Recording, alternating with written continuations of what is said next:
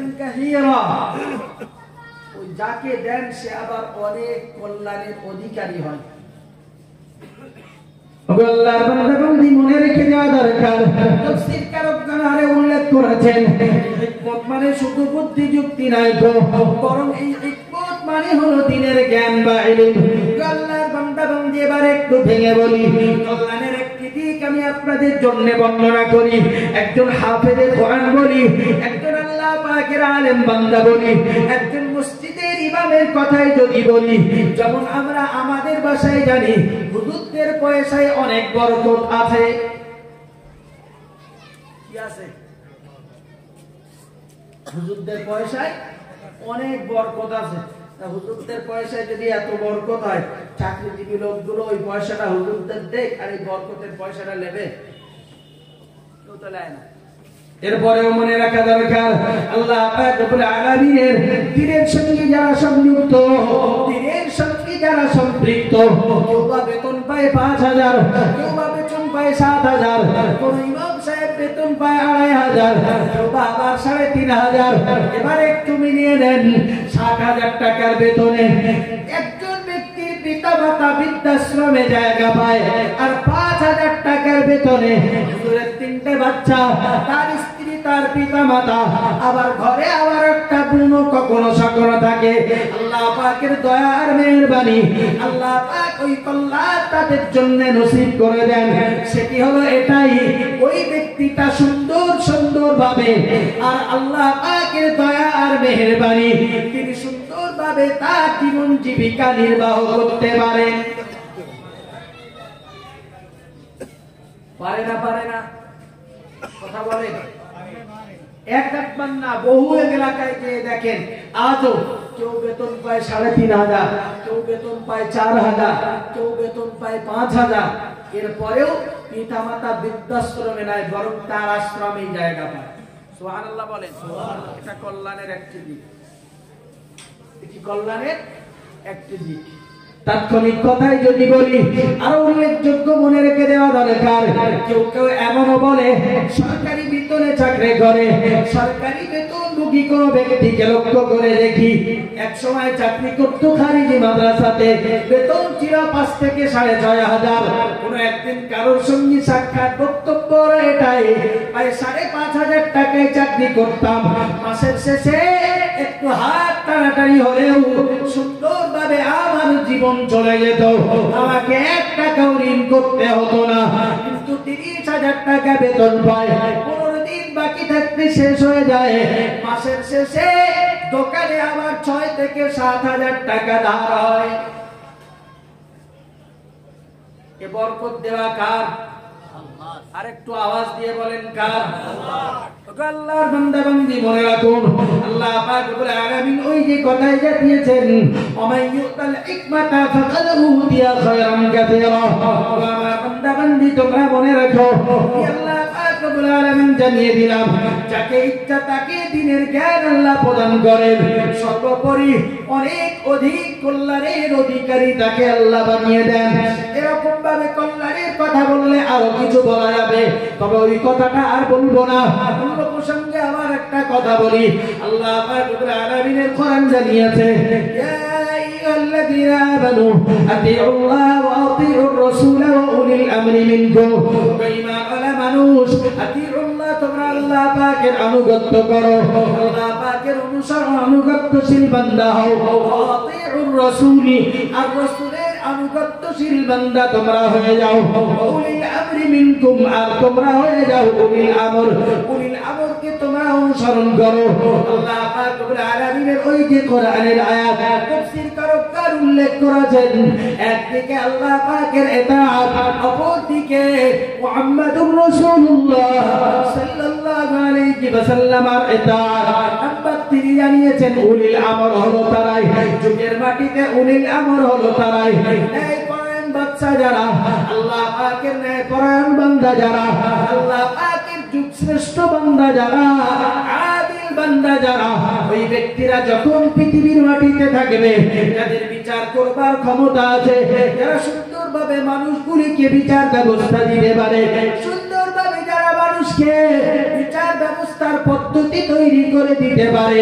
ওই উলিল আমর হলো তারাই যারা দিনের একজন বিদগ্ধ পণ্ডিত, আল্লাহ পাকের কালামের পণ্ডিত, যারা ফিকহের উপরে ফিকহ তত্ত্ববিদ, যারা আল্লাহ পাকের শরীয়তের জ্ঞান যারা অর্জন করে, ওই ব্যক্তিরাই হলো উলিল আমর।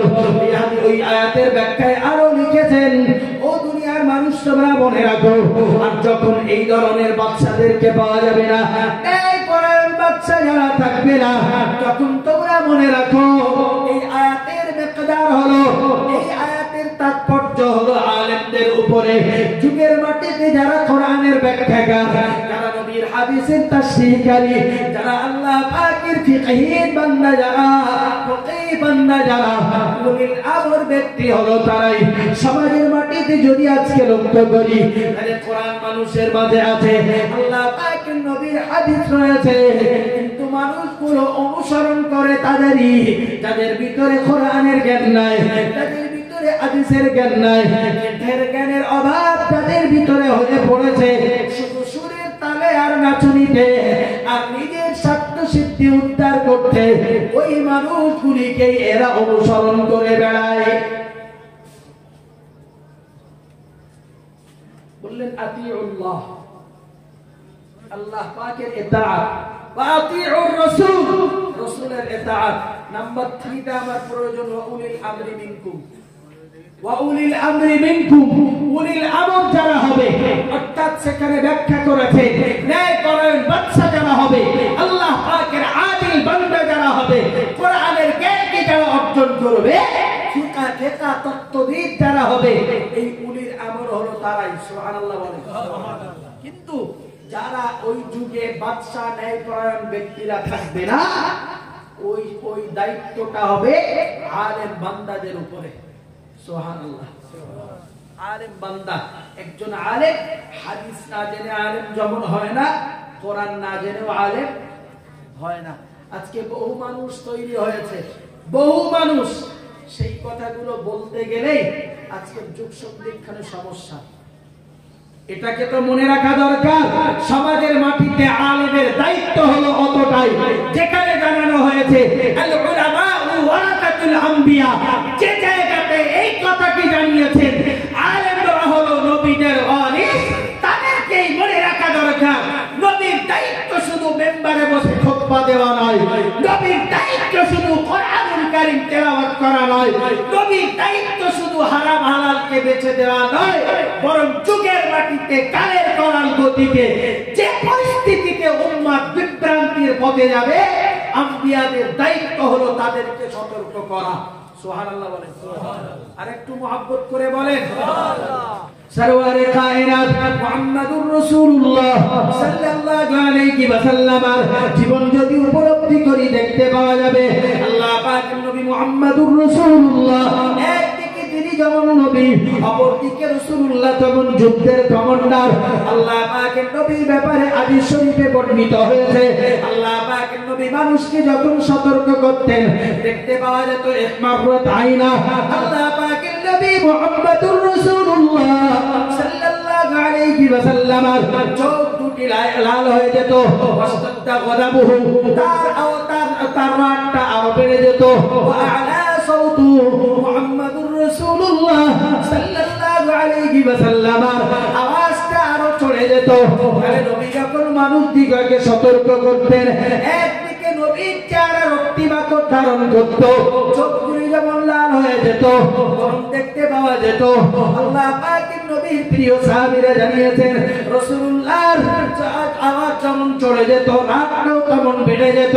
অন্য হাদিসে বর্ণনা হয়েছে মুহাম্মাদুর রাসূলুল্লাহ সাল্লাল্লাহু আলাইহি ওয়াসাল্লাম এই রগগুলি, কপালের রগটা যখন ফুলে উঠত, আল্লাহর বান্দা বান্দি মনে রেখে দেওয়া দরকার। নবীর জীবন উল্লেখ করলে এটাই বোঝা যায়, একদিকে রাসূলুল্লাহ যেমন আম্বিয়াদের সরদার, অপরদিকে তিনি ইমামুল মুত্তাকিন, অন্যদিকে তিনি ইমামুল মুরসালিন, অন্যদিকে তিনি শাফিউল মুযনিবিন। অপরদিকে লক্ষ্য করলে দেখতে পাওয়া যায় ওই নবী কখনো হয়েছেন পরিবার পরিচালক, ওই নবীর জীবন কখনো জায়গা পেয়েছে একজন দায়িত্বশীল পিতা, ওই নবী কখনো জায়গা পেয়েছেন একজন দায়িত্বশীল স্বামী।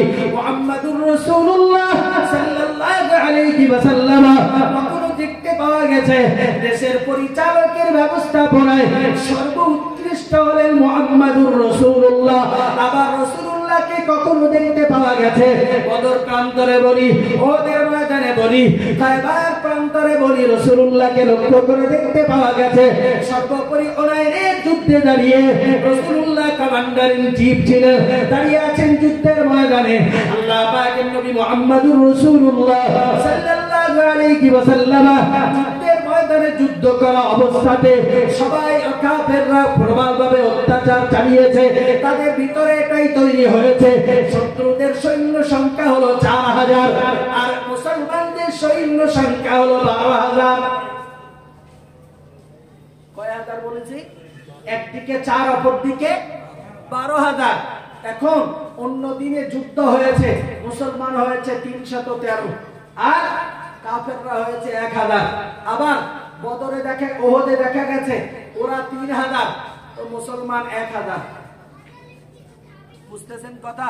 আজকের দিকে উল্টো দাঁড়িয়েছে, হুনাইনের প্রান্তরে রাসূলুল্লাহ সৈন্য সংখ্যা 12000 আর কাফেরদের সৈন্য সংখ্যা 3000। তাহলে এখন কি যদি 12 দিয়ে গুণ করা হয় তাহলে ওসব লোক কি মাপতে সময় লাগবে? আর কথা বোঝেননি বোধহয়। মাপতে কি সময় লাগবে নাকি? সাহাবাদের অন্তরের ভিতরে আল্লাহর প্রতি আস্থাহীনতা নয়, শুধু এতটুকু জায়গা পেয়েছে। অন্য দিনে যেমন ভাবে জিতি, আজকের দিনে জিত আমাদের অনিবার্য। জিত কি অনিবার্য? যুদ্ধক্ষেত্রের অবস্থা বর্ণনা করতে যে নবীর প্রিয় সাহাবীরা বর্ণনা করেছেন, ওগো দুনিয়ার মানুষ তোমরা মনে রাখো, আল্লাহ পাকের নবী মুহাম্মাদুর রাসূলুল্লাহ সাল্লাল্লাহু আলাইহি ওয়াসাল্লাম যুদ্ধের ময়দানে তিনি দাঁড়িয়ে বেঈমান কাফের বেদিন ধর্মহারারা আক্রমণ চালানোর পরেতে সমস্ত মুসলমানরা ছন্নছাড়া হয়েছে, মুসলমানরা দূর থেকে সরে গেছে। আল্লাহ পাকের নবীর প্রিয় সাহাবীরা বর্ণনা করেছেন, নবী মুহাম্মাদুর রাসূলুল্লাহ সাল্লাল্লাহু আলাইহি ওয়াসাল্লাম তিনি যুদ্ধের ময়দানে দাঁড়িয়ে ঘোষণা দিচ্ছিলেন, ওগো কুরাইশের দলেরা, ওগো মক্কার বেঈমান বেদিন ধর্মহারারা মনে রাখো, আনা আল্লাহ পাকের নবী বলছিলেন, দুনিয়ার মানুষ তোমরা মনে রাখো, আলান নবিয়্যু লা কাযিব আনা ইবনে আব্দুল মুত্তালিব। তিনি বলছিলেন, ওগো বেঈমান কাফের, তাদের অন্তরের ভিতরে ভীতি সঞ্চার করবার জন্য আল্লাহ পাকের রাসূল বলছিলেন, আলান নবিয়্যু লা কাযিব, আমি নবী মিথ্যা নয়, আমি নবী মিথ্যা নয়, আনা ইবনে আব্দুল মুত্তালিব, আমি আব্দুল মুত্তালিবের পুত্র মুহাম্মদ সাল্লাল্লাহু আলাইহি ওয়াসাল্লাম। রাসূলুল্লাহর পাশে তখন দাঁড়িয়ে 6 জন। কয়জন? 6 জন। সবাই সরে গেছেন, সবাই কাফেরদের আক্রমণে। কারণটা ছিল এটাই, আল্লাহ পাকের কোরআন জানিয়েছে, সুবহান সাল্লাল্লাহু সাকিনাতাহু আলা রাসূলিহি ওয়া আলাল মুমিনিনা ওয়া আনজালা জুনুদান লাম তারাওহা। আল্লাহ পাক রব্বুল আলামিনের কোরআন জানিয়েছে, আমি আল্লাহ পাক তাদের অন্তরে সাকিনা নাযিল করলাম।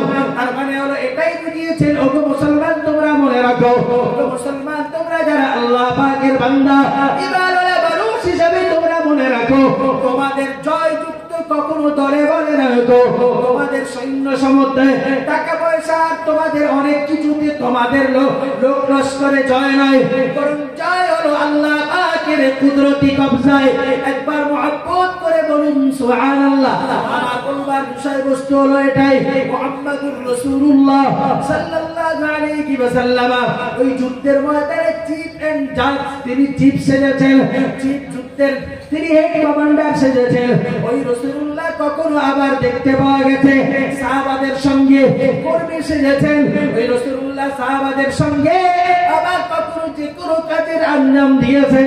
তাহলে নবীর দায়িত্ব যখন আলেমেরা পালন করবে, নবীর দায়িত্ব যখন আলেমে দ্বীন পালন করবে, নিশ্চিত মনে রেখে দেওয়া দরকার, এই আলেমের দায়িত্ব শুধু স্টেজ নয়, আলেমের দায়িত্ব শুধু মাদ্রাসায় পড়ানো নয়, গোটা পৃথিবীর মানুষগুলোকে মনে রেখে দেওয়া দরকার। যুগে যুগে কালে কালে হাক্কানি রব্বানি আলেমে দ্বীন যারা হবে, আল্লাহ পাকের আলেম বান্দা যারা হবে, তাদের দায়িত্ব হলো এটাই, যুগ যখন জাহিলিয়াতে পৌঁছে যাবে, অন্ধত্বের রাস্তাতে চলে যাবে, ওই আলেমের দায়িত্ব হলো এটাই, এই মানুষগুলিকে তিনি সতর্ক করে দ্বীনের পথে ডাকবেন। দায়িত্ব হলো এটাই যে আল উলামা ওয়ারাসাতুল আমবিয়া, মানে এটা নয় শুধু ওয়াজ করে বেড়াবো এটাই সব, বরং এমন কিছু কাজ করতে হবে যে কাজের দ্বারাতে মানুষগুলিকে পরিবর্তন করা যায়, যে কাজের দ্বারাতে মানুষগুলিকে দ্বীনের পথে আহ্বান করা যায়, যে কাজের দ্বারাতে মানুষগুলিকে দ্বীনের পথে সচেষ্ট রাখা যায়। এটা হলো আলেমের ডিউটি। এখন কেউ যদি বলে যে যে যার মতন কথাবার্তা বলবে, এই কথা কি চলতে পারে? এই চলবে কি? কেউ মিথ্যা বলিয়া ওড়াবে, কেউ কোরআন ইচ্ছা মতো পড়বে, কেউ নবীর হাদিস না সেটাকে হাদিস বলে চালিয়ে দেবে। আল্লাহ পাকের আলেম বান্দা সেটা সহ্য করবে না। কারণ আলেম যদি আলেমের মতো আলেম হয়, তাহলে আল্লাহ পাক তার মর্যাদা দিয়েছেন অনেক শ্রেষ্ঠ। সুবহানাল্লাহ বলে হাদিস শরীফ বিবরণ দিয়েছে আল্লাহ পাকের নবী মুহাম্মদুর রাসূলুল্লাহ সাল্লাল্লাহু আলাইহি ওয়াসাল্লাম জানিয়েছেন, ফাদলুল আলিমি আলাল আবিদি কাফদলি আলা আদনাকুম, আও কামা ক্বালা আলাইহিস সালাম। নবী মুহাম্মদুর রাসূলুল্লাহ সাল্লাল্লাহু আলাইহি ওয়াসাল্লাম জানিয়েছেন, ফাদলুল আলিমি আলাল আবিদ, দুনিয়ার মানুষ তোমরা মনে রাখো, আমার সাহাবীরা তোমরা মনে রাখো, মুহাম্মদুর রাসূলুল্লাহ সাল্লাল্লাহু আলাইহি ওয়াসাল্লাম জানিয়ে দিলেন ফাদলুল আলিম, একজন আলেমের মর্যাদা, ফাদলুল আলিমি আলাল আবিদ, আবিদের মর্যাদা আলেমের মর্যাদা যেমন আবিদের মর্যাদার তুলনায় বেশি, কাফদলি আলা আদরাকুম, তোমাদের মাঝে সবচেয়ে নিচু শ্রেণীর ব্যক্তি তাদের তুলনায় আবার মর্যাদা যেমন, গোটা পৃথিবীর ইমানদার বান্দা যারা আবিদ যারা তাদের ভিতরে একজন আলেম ইবাদতকারী, একজন তাকওয়া পরহেজগারী ব্যক্তি, নিশ্চিত তার মর্যাদা আল্লাহ পাকের কাছে ততখানি বেশি। একটু জোরে সরে বলুন সুবহানাল্লাহ। আল্লাহর বান্দা বান্দি মনে রেখে দেওয়া দরকার, আলেমের মর্যাদা আল্লাহ দিয়েছেন, আলেমের শ্রেষ্ঠত্ব আল্লাহ পাক দিয়েছেন। সর্বোপরি আল্লাহ পাক রব্বুল আলামিন শুধু আলেমের মর্যাদা নয় গো, আল্লাহ পাকের আবিদ বান্দা যারা তাদের মর্যাদা আল্লাহ পাক নসিব করে দিয়েছেন। আরে হাজিরিন মনে রেখে দেওয়া দরকার, আল্লাহ পাকের নবী মুহাম্মদুর রাসূলুল্লাহ সাল্লাল্লাহু আলাইহি ওয়াসাল্লাম জানিয়েছেন, মান ক্রাআল কুরআনা ফাস্তাদারাহু ফাআল্লা হালালাহু ওয়া হারামা হারামা। যে ব্যক্তি কোরআন পাঠ করবে, ফাস্তাদারাহু, এরপরে সে সেটাকে মুখস্থ করবে, ফাহাল্লা হালালাহু ওয়া হারামা হারামা, হালালকে হালাল জানবে, হারামকে হারাম জানবে। আল্লাহ পাকের নবী মুহাম্মদুর রাসূলুল্লাহ সাল্লাল্লাহু আলাইহি ওয়াসাল্লাম জানিয়েছেন, ও বাবা সাহাবীরা তোমরা মনে রাখো, হাফেজ যদি হাফেজের মতো হয়, যেমন মান ক্রাআল কুরআন, যে ব্যক্তি কোরআন পাঠ করবে, ফাস্তাদারাহু, এবং সে সেটাকে মুখস্থ করবে, ফাআল্লা হালালাহু ওয়া হারামা হারামা, হালালকে হারাম জানবে, হালাল জানবে, হারামটাকে হারাম জানবে। আল্লাহ পাকের নবী মুহাম্মদুর রাসূলুল্লাহ সাল্লাল্লাহু আলাইহি ওয়াসাল্লাম জানিয়েছেন, ফাআল্লা হালালাহু ওয়া হারামা হারামা আদখালাহু আল্লাহুল জান্নাহ, আও কামা ক্বালা আলাইহিস সালাম। আল্লাহ পাকের রাসূল জানিয়েছেন, আল্লাহ পাক তার জন্য জান্নাত তার জন্য মঞ্জুর করে দেবেন। একটু জোরে সরে বলুন সুবহানাল্লাহ। একদিকে আলেম বান্দা, অপরদিকে হাফেজ বান্দা। আমি একবার বলেছি যে হাফেজ আলেম কোরআন না জেনে সে কখনো আলেম হয় না, আর হাদিস না জানলে আলেম হওয়ার জায়গাও তার নেই। কিন্তু সমাজের পরিস্থিতিটা লক্ষ্য করলে বুঝি এটাই যে হাফেজ মানে বহু লোকের কাছে মূর্খ ব্যক্তি ছাড়া আর কিছু নয়, মূর্খ ব্যক্তি ছাড়া আর কিছু নয়। এটা হলো সমাজের পরিস্থিতি। তো আজকের এই সমাজ যে অবস্থাতে দাঁড়িয়ে, এই সমাজ যে কি করে পরিবর্তন হবে আর সঠিক জায়গাতে আসবে, সেটি আল্লাহ ছাড়া আর কেউ জানে না, কেউ জানে না। ভাই এই এত কথা বলবার পরেও মানুষের সঠিক বোধগম্যটুকু ফিরে না। কিছু শ্রেণীর মানুষ আছে দেখেছো, এদের কাজই হলো কথাবার্তা গুলিকে মানুষের এগেইনস্টে বলে। আরে ভাই যেখানে কোরআন বলেছে, হাদিস বলেছে, এখন যদি বলেন এই বিষয়ে বলবো না, কোন বিষয়টা বলবো সেটা বলে দেন। আবার যে বিষয়টা বলবো, হারাম যিনি খান, যদি হারামের উপরে বলি তাহলে তিনি রাগ করবেন, হালাল পক্ষে বললি হারামের বিপক্ষে যাবে। যদি সুদের পক্ষে বলি, বিপক্ষে বলি, তাহলে ওটা ওর বিপক্ষে, সুদখোরের বিপক্ষে যাবে। আবার যে অস্থায়ী করতে যাব, যদি কোরআনের পক্ষে ওয়াজ করি, তাহলে যিনি কোরআন পড়েন না ওটা তার বিপক্ষে যাবে কি যাবে না? নিশ্চয়ই যাবে। তাহলে কার পক্ষে ওয়াজ করবো গা? ওয়াজটা কার পক্ষে হবে? আল্লাহ পাকের কোরআন জানি, আল্লাহ পাকের নবী মুহাম্মদুর রাসূলুল্লাহ সাল্লাল্লাহু আলাইহি ওয়াসাল্লাম হাদিস শরীফে আরো জানিয়েছেন, ইন্নাল্লাযী লাইসা ফী জাওফি শাইউম মিনাল কুরআনি কাল বাইতিল খরিব আও কামা ক্বালা আলাইহিস সালাম।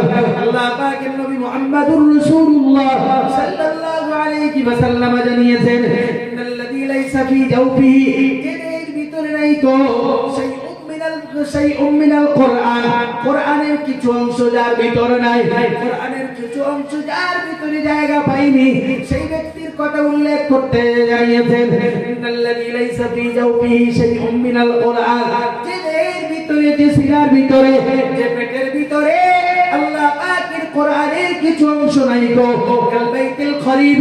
মুহাম্মদুর রাসূলুল্লাহ সাল্লাল্লাহু আলাইহি ওয়াসাল্লাম জানিয়েছেন, ওই দেহটা হলো বিরান বাড়ির মতো। তার মানে হলো এটাই, পুরো বাড়িতে যেমন মানুষ সাপ বিচ্ছু পোকামাকড় বসবাস করে, লতা পাতা যেখানে বাসা বাঁধে, মাকড়সার জাল যেখানে বাসা বোনে, আর সেখানে মানুষ বাস করতে চায় না, বরং মানুষের ভাষায় সেটা ভুতুড়ে বাড়ি বলে পরিগণিত হয়। মুহাম্মদুর রাসূলুল্লাহ সাল্লাল্লাহু আলাইহি ওয়াসাল্লাম জানিয়েছেন, আমার সাহাবীরা তোমরা মনে রাখো, যে ব্যক্তি কোরআনুল কারীম তেলাওয়াত করে না, যে ব্যক্তির ভিতরে কোরআনের জ্ঞান নাই গো, তিনি কোরআনের বাণীকে গ্রহণ করে না, আল্লাহ পাক রব্বুল আলামিন জানে, আমি আল্লাহ পাকের রাসূল জানিয়ে দিলাম, ওই ব্যক্তির অবস্থাটা এরকমটাই, ভিতরটা খালি হয়ে গেছে কোরআন ছাড়া, ভিতরটা খালি হয়ে গেছে।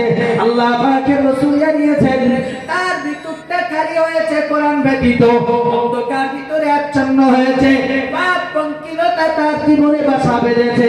কিন্তু অথচ মানুষগুলি নামাজ পড়ে, সালাত আদায় করে, মানুষগুলি দান সদকা করে, যাকাত প্রদান করে, আল্লাহ পাকের ইমানদার বান্দা তারা সাজে। অথচ মুহাম্মদুর রাসূলুল্লাহ সাল্লাল্লাহু আলাইহি ওয়াসাল্লাম 1000 বছর আগে জানিয়েছেন, যে ব্যক্তির ভিতরে কোরআনের আয়াতগুলো নাই, ওই ব্যক্তি নিশ্চিত করে তোমরা মনে রাখো, বিরান বাড়িতে কেউ যেমন বসবাস করে না, আল্লাহ পাকের ওই বান্দার ভিতরে আল্লাহর রহমত কখনো প্রবেশ করতে পারে না। আমি কোরআন জানি না, আমি কোরআনের পড়া পড়তে জানি না, অথচ আমি আল্লাহ পাকের আবেদ বান্দা, তো নামাজ পড়লে কি দিয়া পড়বো? পড়বো কি দিয়া? ইমাম সাহেব পড়ছে, ওগুলো ছেড়ে দিলাম, সুন্নত নামাজগুলো কই যাবে? সুন্নত নামাজগুলো কই যাবে? তাহলে অন্যকে নিয়ে বলার আগে নিজের ভিতরটাকে পরিবর্তন করি, নিজের ভিতরটাকে পরিশুদ্ধ করি, নিজের ভিতরটাকে, অন্তর আত্মাকে পরিশুদ্ধ করি, এটার ভিত্তিতে যে অন্তত পক্ষে আমি কোরআনটাকে শিখি, সকাল সন্ধ্যাতে একটু কোরআন শিখি, যে কোরআন শিখবার বিনিময়ে আমার জীবনটাকে পরিবর্তন হবে। আমি তো কোরআন পড়ি না, অথচ কোরআন রাসূলের কাছে যখন নাযিল হয়েছে, রাসূল শুধু উম্মতের প্রচেষ্টায়, উম্মতের জন্য, উম্মত যাতে এই কোরআন থেকে বিচ্যুত না হয়ে যায়, এতে রাসূলুল্লাহ প্রচেষ্টা প্রচুর পরিমাণে। কোরআন নাযিল হচ্ছে, আল্লাহ পাকের রাসূল ওই কোরআনকে এত পরিমাণে তেলাওয়াত করছেন, এত পরিমাণে, দেখা গেছে আল্লাহ পাক ওর জন্য আবার কোরআনের আয়াত নাযিল করেছেন। বলেছেন, ইয়া রাসূলুল্লাহ, এই কোরআন তো পাঠানো আমার, কোরআন পাঠিয়েছেন কে? আল্লাহ পাক। বলছে, কোরআন আমি পাঠিয়েছি, আপনি তো এত কষ্ট করবেন না। আল্লাহ পাকের নবীর ব্যাপারে জানিয়েছেন, দয়াল নবী মুহাম্মদুর রাসূলুল্লাহ সাল্লাল্লাহু আলাইহি ওয়াসাল্লাম কোরআন নাযিল হওয়ার পরে লক্ষ্য করে দেখতে পাওয়া গেছে, আল্লাহ পাকের নবী এত পরিমাণে তেলাওয়াত করছেন, এত পরিমাণে ওই কোরআনের আয়াতকে তেলাওয়াত করছেন, লক্ষ্য করে দেখতে পাওয়া গেল, হাদিস শরীফ বিবরণ দিয়েছে, নবীর এত পরিমাণ তেলাওয়াত করবার বিনিময়ে নবী তার উপরে নিজেকে কষ্ট দিচ্ছে না, আর নবীর এই গালাসি দিয়ে থুতুগুলো গড়িয়ে পড়ছে। অথচ আল্লাহ পাক রব্বুল আলামিন এই বিষয়টি দেখে নবীর উপরে কোরআন নাযিল করে বললেন, আনজালনা আলাইকাল কুরআন লিতাশকা ইয়া রাসূলুল্লাহ ইয়া হাবিবাল্লাহ হুজুর এই কোরআন আমি নাযিল করি নাই আমি আপনাকে কষ্ট দেব বলে, আমি আপনার প্রতি কষ্ট আর দুর্বিষহ করব বলে আমি আল্লাহ পাক রব্বুল আলামিন আপনার প্রতি কোরআন আমি নাযিল করি নাই, বরং আপনি আল্লাহ পাকের রাসূল জানিয়েছেন লা তুআররিক, আল্লাহ পাকের কোরআন জানিয়েছে লা তুআররিক বি লিসানাকা লিতা'জালা বি ইন্না আলাইনা জামাআহু ওয়া কুরআনা ফাইদা ক্রানাহু ফাত্তাবি কুরআনা সুম্মা ইন্না আলাইনা বায়ানা।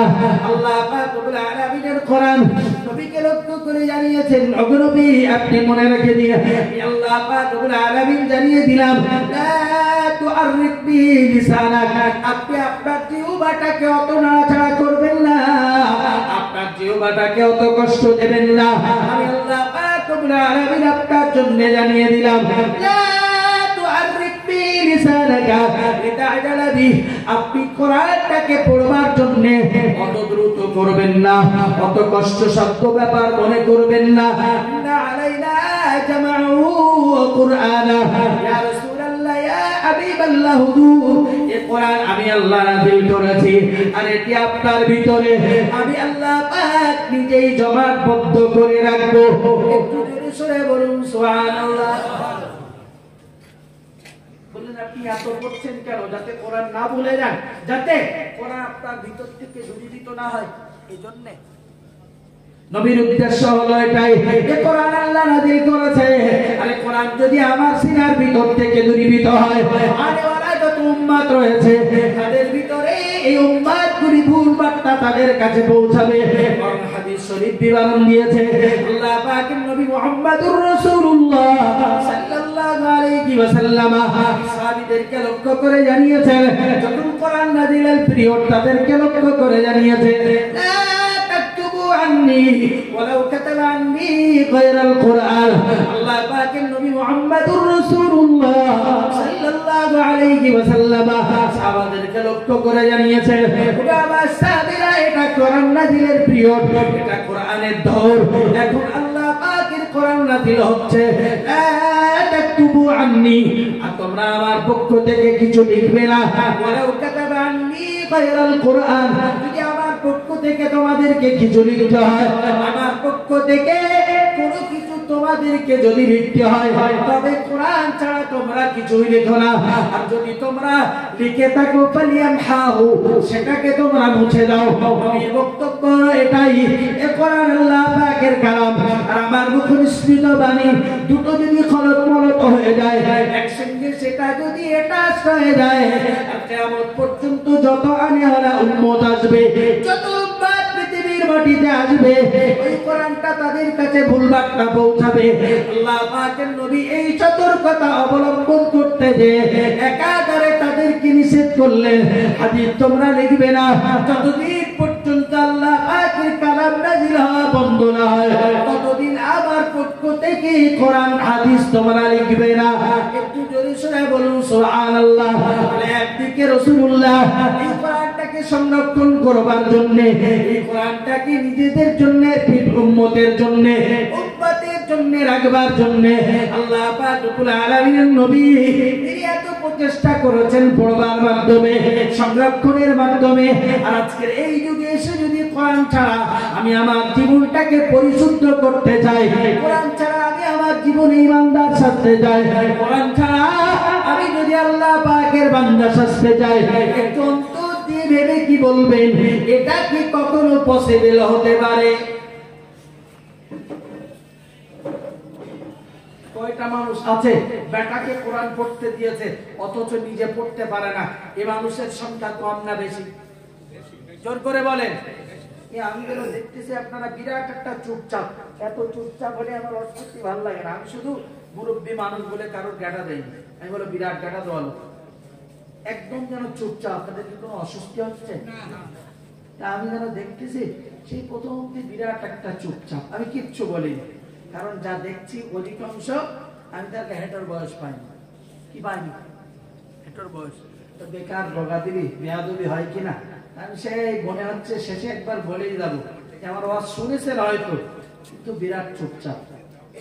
আমি একটু খাবার দিদি বলবো, একটু তাকবীর দেন দিন, নারে তাকবীর,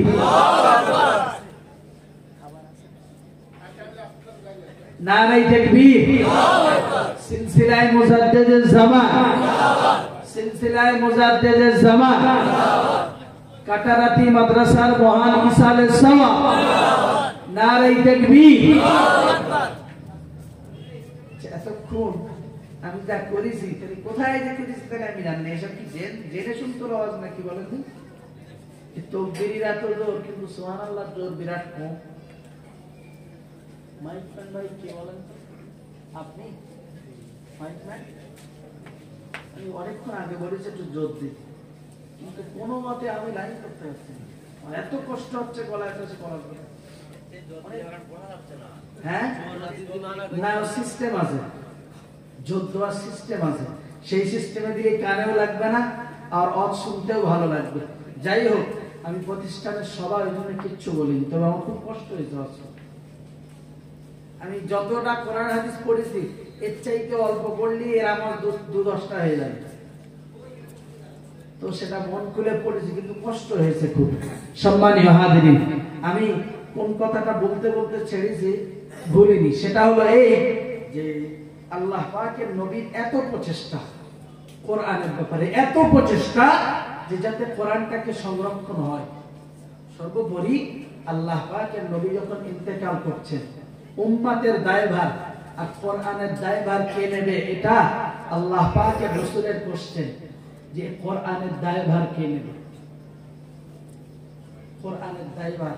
তো আল্লাহ নিজে বললেন, ইন্না নাহনু নাযালনা যিকরা ওয়া ইন্না লাহু লাহাফিজুন। সুবহানাল্লাহ বলেন। সুবহানাল্লাহ।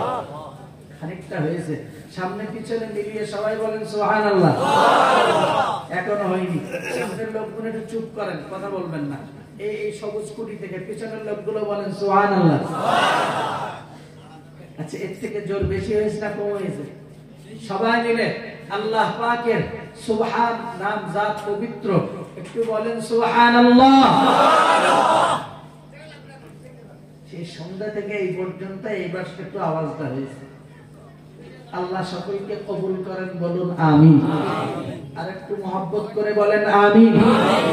আল্লাহ সকলকে দ্বীনের উপরে দায়েম এবং কায়েম রাখেন, বলুন আমিন। উম্মতের প্রচেষ্টা, উম্মতের চিন্তায় আল্লাহ পাকের নবী মুহাম্মদুর রাসূলুল্লাহ মেরাজে করেছেন, মৃত্যু সজ্জায় শায়িত, অর্থাৎ যখন আল্লাহর পক্ষ থেকে বার্তা এসেছে তখন রাসূল উম্মতের চিন্তা করেছেন। অথচ আজকে দুনিয়ার দৃষ্টিকোণটা চলছে, অবস্থাটা এরকম, শুধু আমাদের পরিস্থিতিটা হলো এটাই যে আমরা কিভাবে দুনিয়ার জীবনটাকে চালাতে পারবো। আল্লাহ বান্দা বান্দি মনে রেখে দেওয়া দরকার। এবার একটা উল্টো পথের হাদিস বলি, মনে রাখুন। আল্লাহ পাকের নবী মুহাম্মদুর রাসূলুল্লাহ সাল্লাল্লাহু আলাইহি ওয়াসাল্লাম হাদিস শরীফের ভিতরে জানিয়েছেন, ওগো আমার সাহাবীরা তোমরা মনে রাখো, মুহাম্মদুর রাসূলুল্লাহ সাল্লাল্লাহু আলাইহি ওয়াসাল্লাম জানিয়ে দিলাম, মান তালাবাল ইলমা লিয়ুমারিয়া বিহিল উলামা আও লিয়ুমারিয়া বিহিস সুফাহা। আল্লাহ পাকের রাসূল জানিয়েছেন, যে ব্যক্তি ইলম অন্বেষণ করবে, যে ব্যক্তি জ্ঞান অন্বেষণ করবে, উদ্দেশ্যটা হবে এটাই, আলেম হওয়া। এই আলেম হওয়ার উদ্দেশ্যটা হলো এটাই, হয় সেটা মানুষের কাছে বাহবা কুড়ানো, আর নাইলে সেটা বোকা আর মূর্খদের কাছে বাহবা কুড়ানো। আলেম শ্রেণীকে ইলম অর্জন করা, তাদের উদ্দেশ্য হলো এটাই, হয় শুধু দুনিয়ার জন্য আলেম হওয়া, দুনিয়া কামাইয়ের জন্য আলেম হওয়া, দুনিয়া কামাইয়ের জন্য আবেদ হওয়া, অথবা জানিয়েছেন আউলিউমারিয়া বিহিস সুফাহা, অথবা মানুষকে দেখানোর জন্য, সে ব্যক্তির মানুষকে দেখানোর জন্য সে ব্যক্তির আবেদ হওয়া বা আলেম হওয়া, মানুষ আমাকে ভালো বলবে, অথবা তার আবেদ আলেম হওয়ার উদ্দেশ্য হলো এটাই, আও ইয়াসকিদা বিহি উজুহান নাসি ইলাইহি। আল্লাহ পাকের নবী মুহাম্মদুর রাসূলুল্লাহ সাল্লাল্লাহু আলাইহি ওয়াসাল্লাম জানিয়েছেন, আও ইয়াসকিদা বিহি উজুহান নাসি ইলাইহি, অথবা তার উদ্দেশ্য হলো এটাই, মানুষকে কাছে টানা, অথবা তার উদ্দেশ্য হলো এটাই, মানুষ যাতে আমাকে ভালো বলে, অথবা তার উদ্দেশ্য হলো এটাই, মানুষ যাতে আমার দিকে মুখ ফিরিয়ে নেয়, মানুষ যাতে আমাকে আমাকে ভালো হাফেজ বলে, ভালো আলেম বলে, ভালো পীর সাহেব বলে, ভালো মাওলানা বলে, ভালো ওয়াইজ বলে, বক্তা বলে, এই ধরনের উদ্দেশ্য যাদের ভিতরে হবে, সরওয়ারে কায়নাত মুহাম্মদুর রাসূলুল্লাহ সাল্লাল্লাহু আলাইহি ওয়াসাল্লাম জানিয়েছেন, মান তালাবাল ইলমা লিয়ুমারিয়া বিহিল উলামা আও লিয়ুমারিয়া বিহি সুবাহা আও ইয়াসরিফা বিহি উজুহান নাস ইলাইহি আদখালাহু আল্লাহুন নার আও কামা ক্বালা আলাইহিস সালাম। এর এতগুলি উদ্দেশ্যের ভিতরে উদ্দেশ্য যদি এটাই হয় দুনিয়া কামানো অথবা মানুষকে তার দিকে আকৃষ্ট করা, অথবা তার উদ্দেশ্য হবে এটাই যে মানুষগুলো আমাকে ভালো বলুক, মুহাম্মাদুর রাসূলুল্লাহ সাল্লাল্লাহু আলাইহি ওয়াসাল্লাম জানিয়েছেন আল্লাহ পাক রব্বুল আলামিন সেই ব্যক্তিকে জাহান্নামের আগুনে তাকে প্রবেশ করাবেন। একটু জোরে বলেন নাউযুবিল্লাহ, আর একটু জোরে বলেন নাউযুবিল্লাহ। আমার সেই গোড়ার বক্তব্য একদিকে হাফিজে কোরআনের জীবন নিয়ে কথা বলেছি, অপরদিকে উলামায়ে কেরামের দায়িত্বশীলতার কিছু কথা বলেছি, আর মানুষের উলামায়ে কেরামের প্রতি আস্থাহীনতার কিছু কথা বলেছি।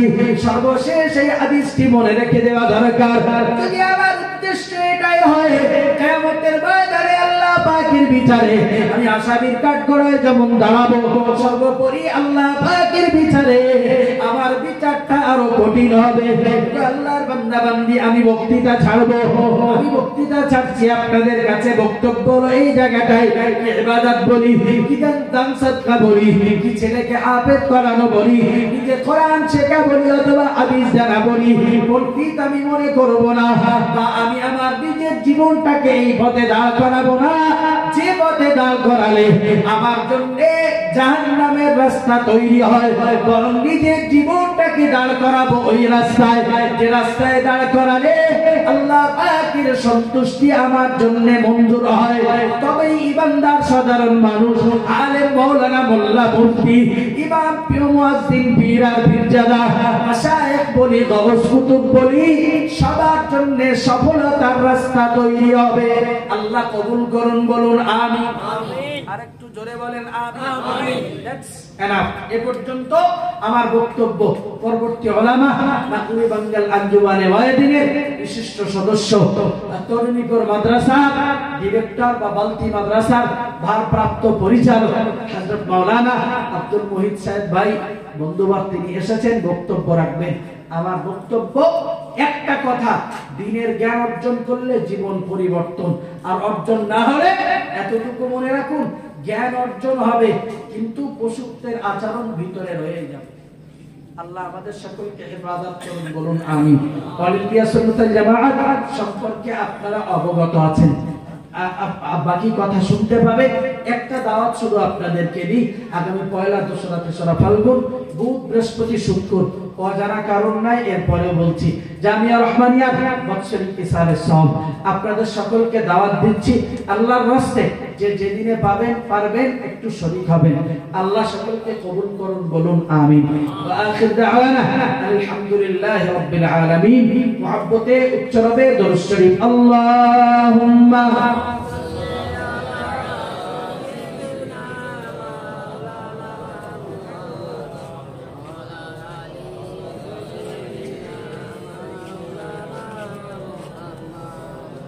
মাশাআল্লাহ, জাযাকাল্লাহ। এখন আমাদের সম্মুখে যারা হযরত মাওলানা মুফতি মাওলানা মোহাম্মদ আব্দুল মুহিত সাহেব ওয়াজ নসিহত করবে। আমার গ্রামবাসী বাবাজিরা যারা বাড়িতে বসে আছেন, আপনারা চলে আসুন। আমাদের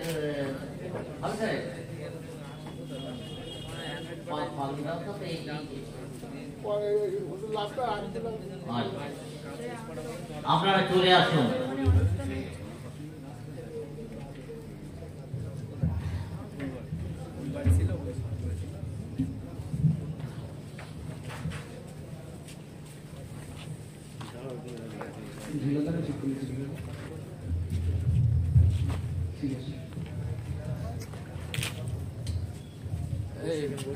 মিজান ভাই, এটা এখানে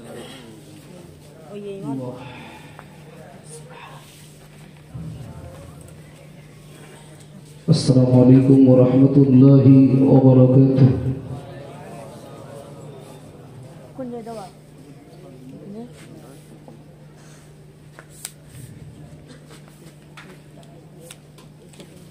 الحمد لله نحمده ونستعينه ونستغفره ونؤمن به ونتوكل عليه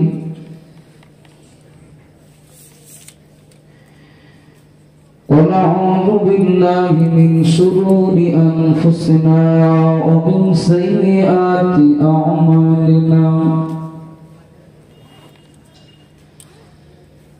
من يهده الله فلا مضل له ومن يضلله فلا هادي له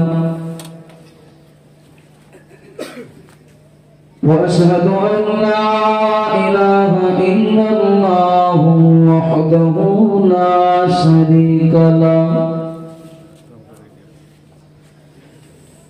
ونشهد أن سيدنا ونبينا ومولانا محمدا صلى الله عليه وسلم عبده ورسوله إن الله وملائكته يصلون على النبي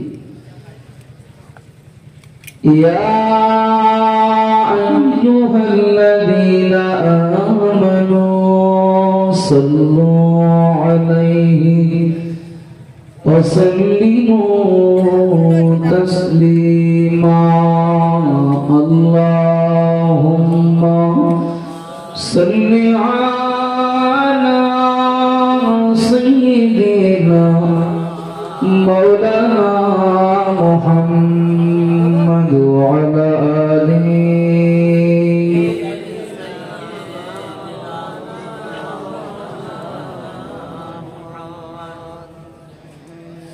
مدينة بنبون نبي رسول الله পাঠাইলেন খুশি হয়ে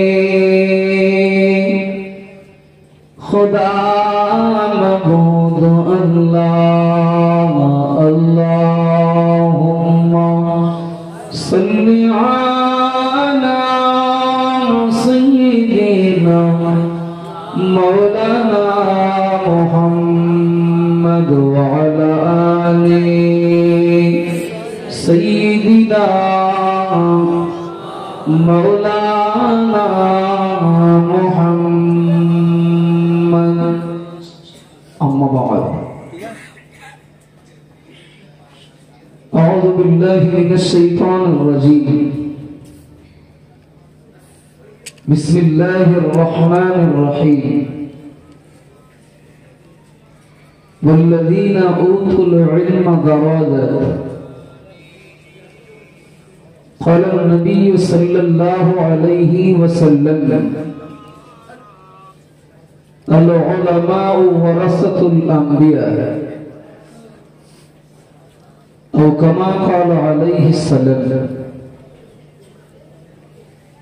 সম্মানীয় আজকে সভার সভাপতি সাহেব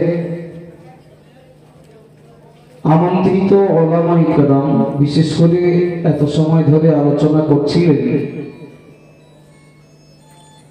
মুফতি সাহেব হুজুর কেবলার সুযোগ্য বড় সাহেবজাদা জামিয়া রহমানিয়ার যোগ্য উস্তাদ ভাই হাফেজ মৌলানা মুফতি আবু সাইদ রহমানি সাহেব এবং আমার পরে আসেন আমারও খুবই প্রিয় আপনাদেরও খুবই প্রিয় মহব্বতের জনাব আলহাজ হাফেজ মৌলানা ভাই আশিক বিল্লাহ সাহেব সম্মুখে বসে আছেন মাইকের আওয়াজে আছেন দিন দরদি নবী প্রেমিক আল্লাহওয়ালা বাপু ভাইরা পর্দার আড়ালে মাইকের আওয়াজে অবস্থিতা স্নেহাময়ী মমতাময়ী মা ও বোনেরা, আল্লাহ শুকরিয়া আদায় করছি যে আল্লাহ পাক রব্বুল আলামিন প্রতি বছরের ন্যায় এবছরও কাটারাটি মাদ্রাসার বাৎসরিক ইসালে সওয়াবে আল্লাহ আমাদেরকে যোগদান করার তৌফিক দিয়েছেন, তার জন্য খুশি হয়ে বলি আলহামদুলিল্লাহ। প্রিয় নবীর প্রতি অসংখ্য দরুদ ও সালাম, সকলে বলি সাল্লাল্লাহু আলাইহি ওয়াসাল্লাম। প্যারা হাদিরিন, আজকের এই পরিবেশের সাথে সামঞ্জস্যতা রেখে কিছু কথা আলোচনা করবার নিয়তে আয়াত ও হাদিস পড়েছি। আল্লাহ তৌফিক দিলে আমাদের সকলের জন্য উপকারী এবং আজকের এই মজলিসের আয়োজনের সাথে সামঞ্জস্যপূর্ণ এমন কিছু কথা আলোচনা করবার নিয়ত করছি। আল্লাহ তৌফিক দেন, বলুন আমিন। আমরা বসে আছি একটি ইসালে সওয়াব বা জলসা মাহফিলে।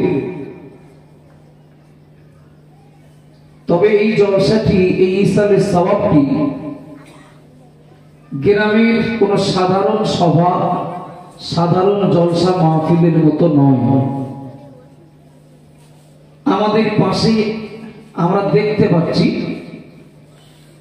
একটি মাদ্রাসা কয়েক বছর ধরে অত্যন্ত সুনামের সঙ্গে চলছে। এটা একটি দ্বীনি শিক্ষা প্রতিষ্ঠান।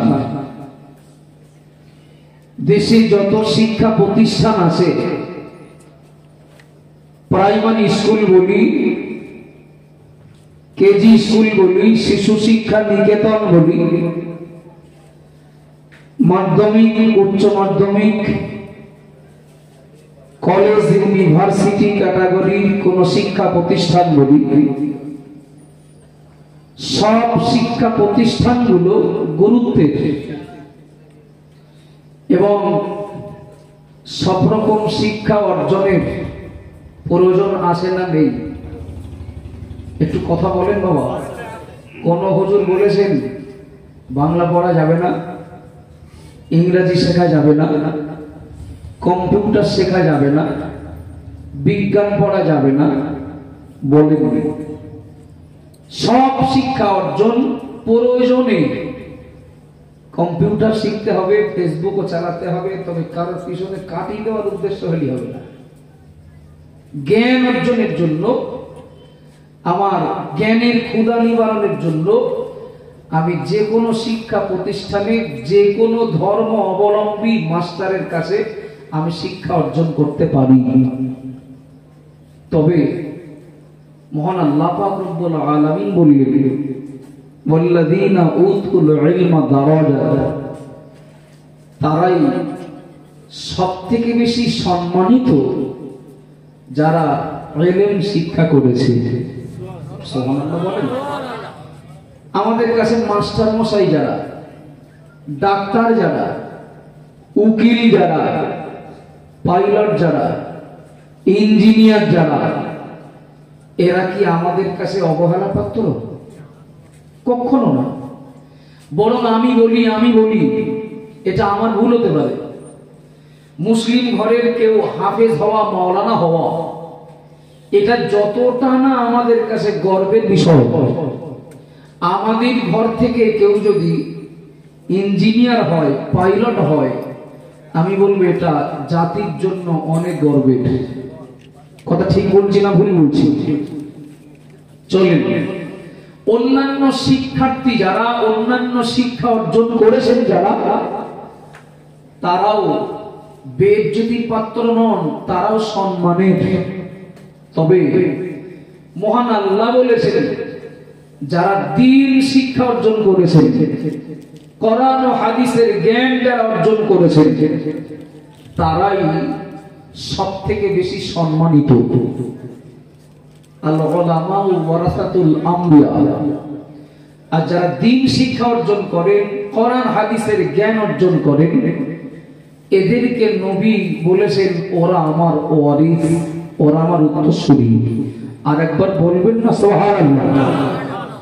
তখন নবী রাসূলেরা টাকা পয়সা সোনা দানা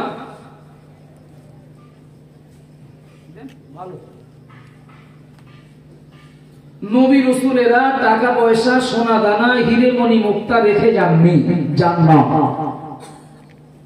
নবী রাসূলেরা রেখে যান ধর্মের জ্ঞান, দ্বীনের জ্ঞান। আমি আমার আব্বার সন্তান, আমি আমার আব্বার উত্তরসূরি। আব্বার যদি 2 বিঘা জমি থাকে, আমি ও জমির ভাগ পাবো তার উত্তরসূরি হিসাবে। কিন্তু যে কেউ নবীর উত্তরসূরি হবে না, যে কেউ নবীর ওয়ারিস হবে না। নবী পরিবারের জন্ম নেওয়া কেউ, কিন্তু সে যদি ইলম শিক্ষা অর্জন না করে, সে নবীর ওয়ারিস হবে না। তবে মনে রাখতে হবে, নবী পরিবারের বাইরের কেউ সে যদি কোরআন ও হাদিসের জ্ঞান অর্জন করে, আল্লাহর ঘোষণা অনুযায়ী সে শুধু অনেক সম্মানের পাত্র তাই না, বরং নবীর হাদিস অনুযায়ী সে নবীর ওয়ারিস বলে গণ্য হবে। একটু জোরে বলুন না সুবহানাল্লাহ।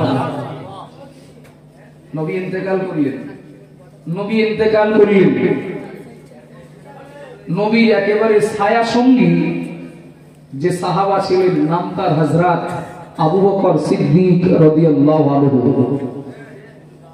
বাবু কাটারাটি মাদ্রাসার ইসাকে সাহেবের, আমি একদম মন থেকে বলছি, আল্লাহ আমার মনের খবর রাখেন।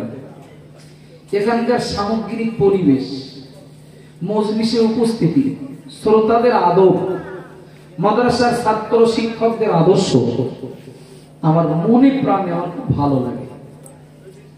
আস্তে আস্তে আর একটা সবার উপর দিয়ে আসলাম। বেঁচে থাকলে এরপরে আবার ওখানে যে কমিউনিটি বলতে হবে। এখন তো সবার নামে বেশিরভাগ তো মেলা হয়, মেলা হয় না বাবু? একটু হ্যাঁ না বলেন। সবার নামে সরাসরি মেলা দিলে না দায় হয়ে যাবে, না দায় হয়ে যাবে।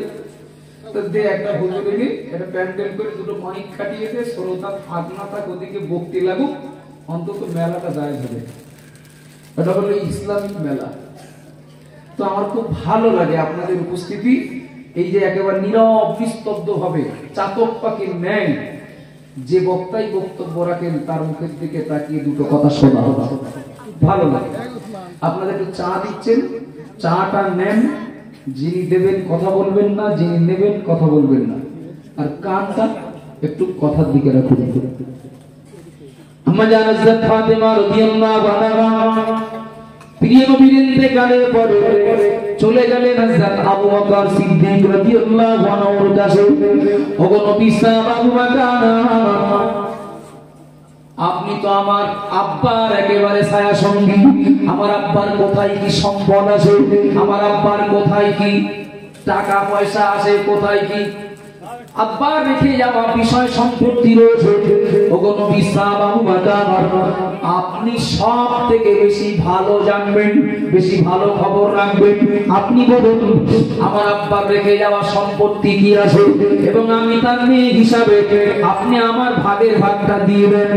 ও মামা টিনাময় না বলে রাখুন, হযরত আবু বকর সিদ্দিক রাদিয়াল্লাহু আনহু বলেন, ও নবীর বেটি ফাতেমা, তোমার আব্বা কিছুই তো রেখে যাননি, টাকা পয়সা সোনা দানা হিরে মণি মুক্তা। তোমার আব্বার একটা খেজুরের বাগান ছিল, সে খেজুরের বাগানটা ইসলামের জন্য, দ্বীনের জন্য ইন্তেকালের আগে দান করে দিয়ে গেছেন। একটু জোরে বলবেন না সুবহানাল্লাহ, আর জোরে বলুন সুবহানাল্লাহ। হযরত আবু বকর হুজুর বলেন, তোমার আব্বা রেখে গেছেন কোরআন ও হাদিসের শিক্ষা জ্ঞান।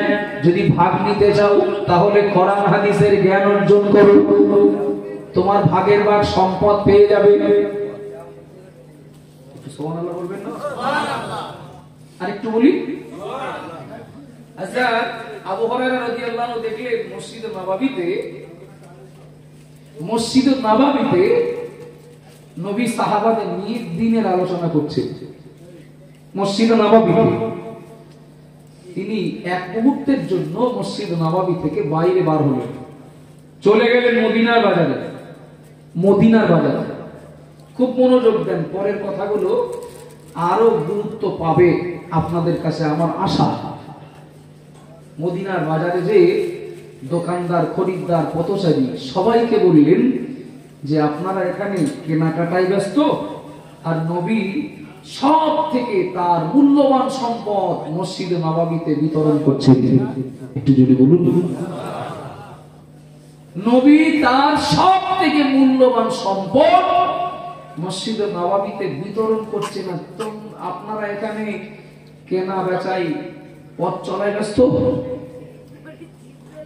আব্বাজান বারা মনে কি নিম্মা বোনেরা বোনেরা বলুন, হযরত আবু হুরায়রা রাদিয়াল্লাহু তাআলা একথা বলতে না বলতেই দোকানদার দোকান বন্ধ করে, খরিদ্দার কেনাকাটা বন্ধ করে, পথচারী মানুষ বাজারে চলাফেরা বন্ধ করে সোজা চলে গেলেন মসজিদে নববীতে। মসজিদে নববীতে গিয়ে দেখতে পান প্রিয় নবী মুহাম্মদ রাসূলুল্লাহ সাল্লাল্লাহু আলাইহি ওয়াসাল্লাম কোন সম্পদ বিতরণ করছেন না। প্রিয় নবী মুহাম্মদ রাসূলুল্লাহ তিনি কোন টাকা পয়সা সোনা দানা বিতরণ করছেন না। হযরত আবু হুরায়রা অথচ বললেন আপনারা এখানে কেনা বেচায় ব্যস্ত, বাজারে ঘোরাঘুরিতে ব্যস্ত, আর দয়ার নবী মসজিদে নববীতে সর্বশ্রেষ্ঠ সম্পদ বিতরণ করছেন। কিন্তু এই পথচারী দোকানদার খরিদ্দারেরা সবাই মসজিদে নববীতে সোনা দানা টাকা পয়সা বিতরণের কিছুই দেখতে পেলেন না। অধিকাংশই ফিরে চলে আসলেন। হযরত আবু হুরায়রা রাদিয়াল্লাহু তাআলা তখন তিনি বাজারে আবু হুরায়রার সঙ্গে অনেকের দেখা হয়ে গেল। আবু হুরায়রাকে অনেকে জিজ্ঞাসা করলেন, দোকানদার খরিদ্দারদের ভিতরে, ও নবী সাহাবা আবু হুরায়রা, নবী সাহাবা হয়ে মিথ্যা কথা বললেন কেন? আপনি বললেন নবী তার শ্রেষ্ঠ সম্পদ বিতরণ করছেন। আল্লাহু আকবার। তো গিয়ে যে দেখলাম নবী কিছু সাহাবায়ে কেরামদের নিয়ে কোরআন ও হাদিসের জ্ঞান বিতরণ করছেন। সুবহানাল্লাহ। সম্পদ বিতরণ করার তো তেমন কিছু দেখতে পেলাম না, আপনি মিথ্যা কথা বললেন কেন? হযরত আবু হুরায়রা রাদিয়াল্লাহু আনহু বললেন নবী যেটা বিতরণ করছেন ওটাই দুনিয়ার সর্বশ্রেষ্ঠ সম্পদ, আর ওই জ্ঞানটাকেই যারা ধারণ করবে তারা দুনিয়ার সর্বশ্রেষ্ঠ সম্পদের মালিক হবে। আর একটু খুশি হয়ে বলুন না। ও বাবাজিরা, ভাইরা, মনে রাখুন, ও মা বোনেরা, মনে গেলি কোন শিক্ষা, কোন জ্ঞানকে ছোট করছি না বাবা, কোন জ্ঞানকে আমি তুচ্ছ করছি না বাবা। তবে আল্লাহর কোরআনের ওই কথাটা আমি অবশ্যই বলবো, দুনিয়ার যত জ্ঞান থাকুক না কেন, দুনিয়ার যত শিক্ষা থাকুক না কেন, কোরআন হাদিসের জ্ঞান, কোরআন হাদিসের শিক্ষা সর্বশ্রেষ্ঠ শিক্ষা, সর্বশ্রেষ্ঠ জ্ঞান। এই জ্ঞানটাকে যারা ধারণ করে, হতে পারেন গরিব মানুষ, হতে পারেন হয়তো বা মসজিদের একজন সাধারণ ইমাম, হতে পারে খারিজি মাদ্রাসার একজন শিক্ষক, 7, 8, 9 হাজার 10 হাজার টাকার পারিশ্রমিকের বিনিময়ে তিনি শিক্ষকতা করেন। কিন্তু মনে রেখে দিন, মহান আল্লাহ পাক রব্বুল আলামিনের কাছে কোরআন হাদিসের জ্ঞান শুনবো। প্রফেসর যদি 80,000 টাকা মাইনে পায়, ওই কোরআন হাদিসের জ্ঞান শুনলো 80,000 টাকা মাইনে পাওয়া প্রফেসরের তুলনায় কোরআন হাদিসের জ্ঞান রাখা মসজিদের ইমামের দাম আল্লাহর কাছে অনেক বেশি। ও বাবাজিরা, ভাইরা, মনে রাখুন, বিশ্ববিখ্যাত একজন বাদশাহ, নাম তার সুলতান মাহমুদ সবকতগী। বললেই মনে পড়বে বাবা, নবী বলেছেন আলেমেরা আমার ওয়ারিস, তথা যারা কোরআন হাদিসের জ্ঞান অর্জন করে এরা নবীর উত্তরসূরি। রক্তের সম্পর্ক নাই থাকতে পারে, বংশের সম্পর্ক নাই থাকতে পারে, পারিবারিক আত্মীয়তার সম্পর্ক নাই থাকতে পারে, কিন্তু নবী বললেন কোরআন হাদিসের জ্ঞান যাদের ভিতরে, ওরা আমার উত্তরসূরি, ওরা আমার ওয়ারিস। ও বাবাজিরা, মায়েরা, মনে রাখুন, বিশ্ববিখ্যাত একজন বাদশাহ সুলতান মাহমুদ সবকতগী একদিন রাজদরবারে তিনি তার সাথী সঙ্গীদের সামনে তিনটে কথা বললেন। অমনোযোগী হবেন না, খুব মন দিতে হবে। তিনটে কথা বললেন। এক নাম্বার, রাজদরবারে তো অনেক আলেম মৌলানা বা আরো অনেক শিক্ষিত বুদ্ধিজীবী সবাই আছেন। সুলতান মাহমুদ বলছেন, আমার বাপ যে সবকতগী, এটা আমাকে কেউ সন্তোষজনক জবাব দিয়ে বুঝিয়ে দিতে পারলো না যে সবকতগী আমার আব্বা। নেগেটিভ ভাবে নেবেন না, যেন মানে খারাপ মাইন্ডে নেবেন না। দ্বিতীয় নম্বরে সুলতান মাহমুদ বললেন যে নবী ইন্তেকাল করেছে শত শত বছর আগে, আর এই দুনিয়াতে যারা আলেম মাওলানা ওরা নাকি নবীর ওয়ারিস।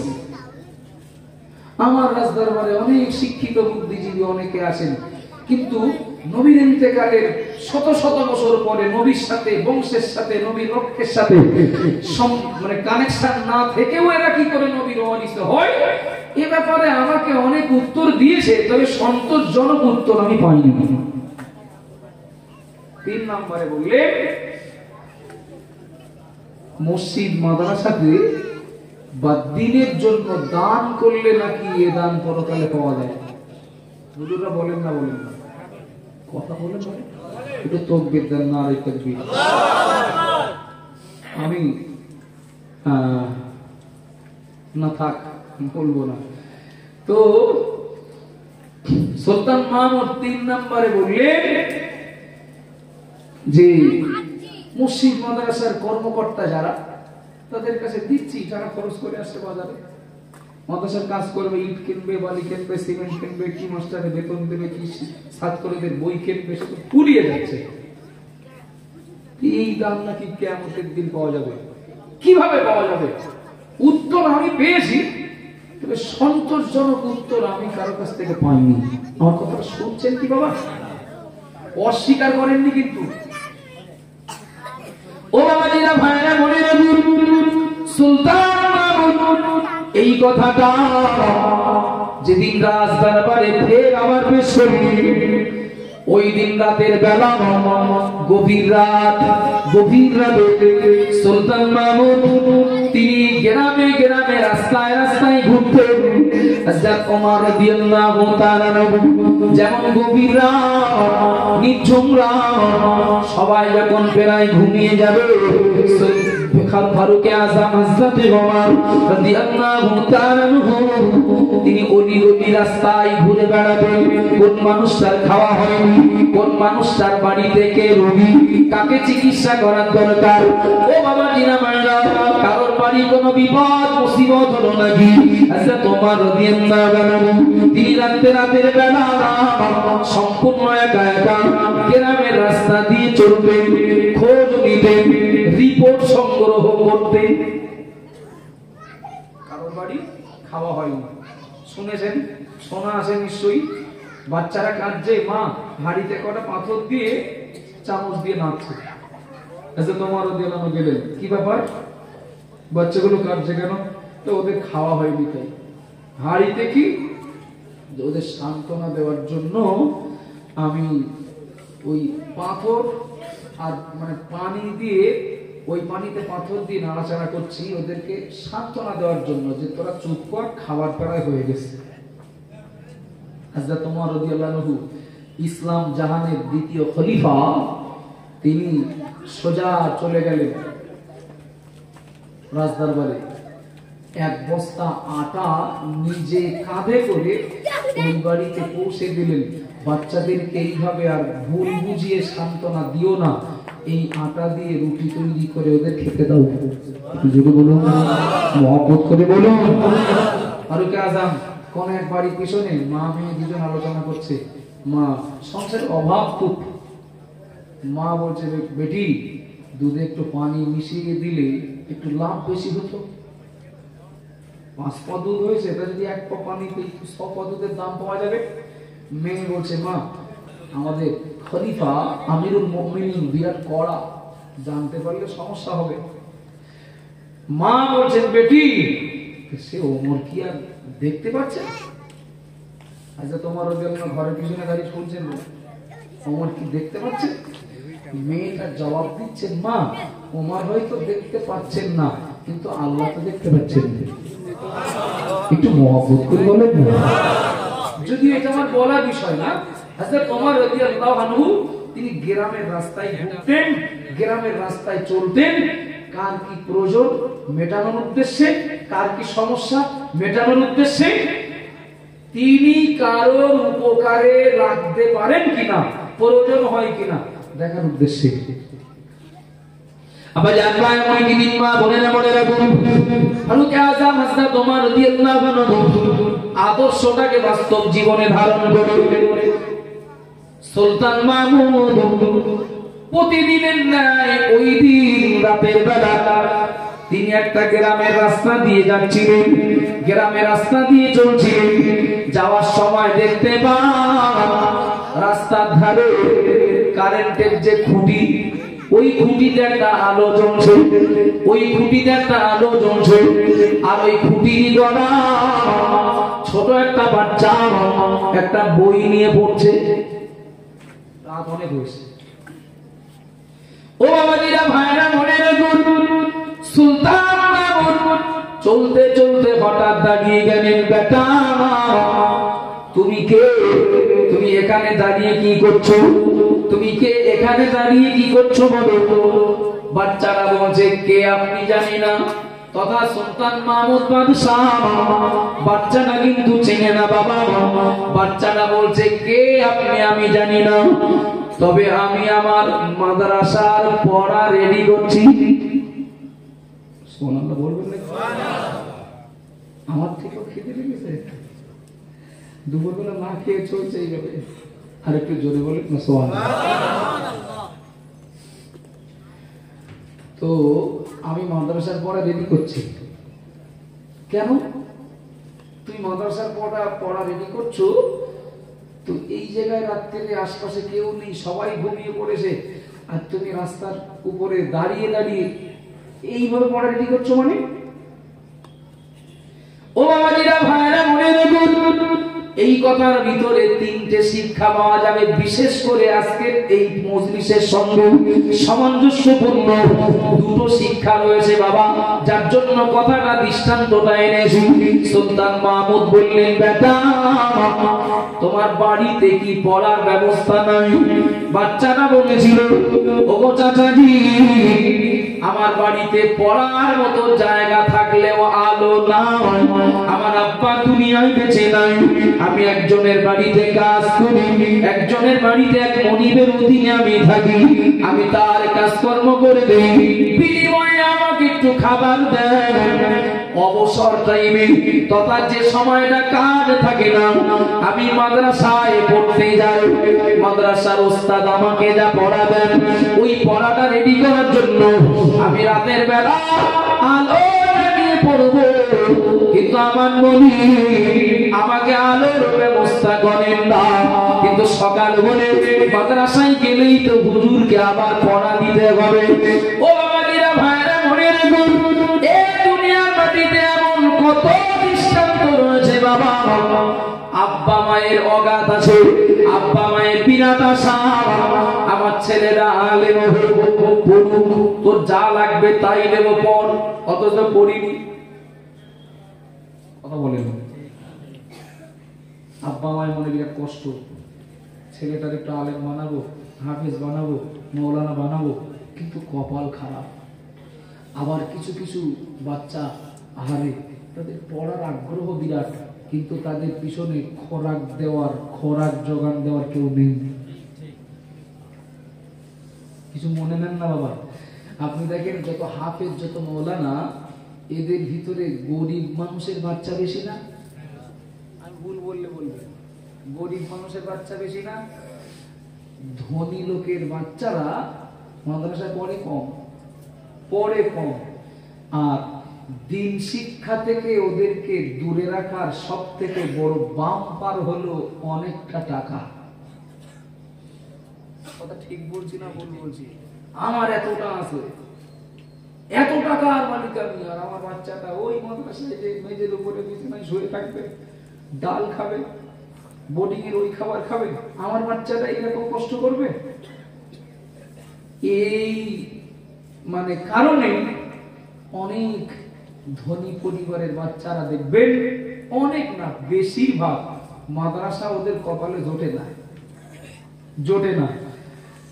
অমুক মিশনে অমুক কলেজে পড়ে বিরাট বড় ডিগ্রি নিয়ে ভালো পজিশনের কর্মসংস্থান পেয়ে মাস গেলে বিরাট টাকা মাইনে পাচ্ছে। বাপের তিনটে ছেলে, বড় ছেলেটা ইঞ্জিনিয়ার, মেজো ছেলেটা উকিল, আর ছোট ছেলেটা ডাক্তার। এই লোকের হাতে হাত দেয় কে? বিরাট ব্যাপার, আমার 3 ছেলে 3 রত্ন, অথচ বাপ মরে গেছে, জানাজা করার লোক নেই। বাপ মারা গেছে, জানাজা করানোর লোক নেই। সেই মাদ্রাসায় সেই ডাল খাওয়া হুজুর কখন আসবে? তাই রাস্তার দিকে চাতক পাখির নাই তাকিয়ে থাকে। বাপ সন্তানদেরকে কি রত্ন তৈরি করেছেন, বাপের শেষ বিদায়টা যে একটু হাতে করে দেবে সে যোগ্যতাদের নেই। রাগ করছেন নাকি বাবা? রাগ করছেন? ও বাবা জিরা ভাইরা মনে রাখুন, খলিফা মানসুরের জামানায় ইমাম গাজ্জালি জগৎ বিখ্যাত একজন দার্শনিক এবং আল্লাহর ওলি। যারা ইমাম গাজ্জালির কিতাব পড়েন না বা পড়েননি তারা জানেন না ইমাম গাজ্জালি হুজুর কত বড় আলেম। ও বাবা জিরামায় মনে রাখুন, আমার জানা মতে ইমাম গাজ্জালি হুজুরের পরে বসিরহাটের আল্লামা রুহুল আমিন রহমাতুল্লাহ আলাইহিকে আমি যেন মনে করি কেউ আমাকে শিখিয়ে দেয়নি, কেউ আমাকে বলে দেয়নি, এটা আমার ভুল হলে হতে পারে। ইমাম গাজ্জালি হুজুর রহমাতুল্লাহ আলাইহির পরে বাংলার মাটিতে নয় ভারতবর্ষের মাটিতে যদি বলি ভুল বলবো না। আল্লামা হুজুরের থেকে বড় আলেম কেউ ছিলেন বা আছেন বলে আমি জানি না, নেই বলছি না, আমি জানি না। ও বাবা নিরা ভাইরা মনে রাখুন, ইমাম গাজ্জালি নামে আসমান দুনিয়ার মানুষ যাকে এক নামে চেনে, ওই ইমাম গাজ্জালি মাদ্রাসায় পড়ার জন্য মাদ্রাসায় গিয়েছেন। মাদ্রাসার যারা কর্মকর্তা, যারা দায়িত্বশীল ব্যক্তি, তাদের কাছে গেলেন, অফিসে গেলেন, আমাকে একটু ভর্তি নেওয়া যাবে নাকি? ভর্তি নেবেন তো? যারা কর্মকর্তা যারা আসেন তারা কিন্তু চেনেন নাই বাচ্চাটাকে, আর চেন নাই তো, ছোট বাচ্চা তো মাদ্রাসার অবস্থা বুঝে বাচ্চাটাকে বলে দিলেন যে ভর্তি নেওয়ার মতো আর পজিশন নেই, সিট খালি নেই। আল্লাহু আকবার। আল্লাহ যার দ্বারা দ্বীনের খেদমত নেবেন, আল্লাহ দ্বীনের জ্ঞান যেভাবেই হোক তার পাওয়ার ব্যবস্থা করে দেবেন। সুবহানাল্লাহ বলবেন না? একটু মহব্বতে বলেন না বাবা।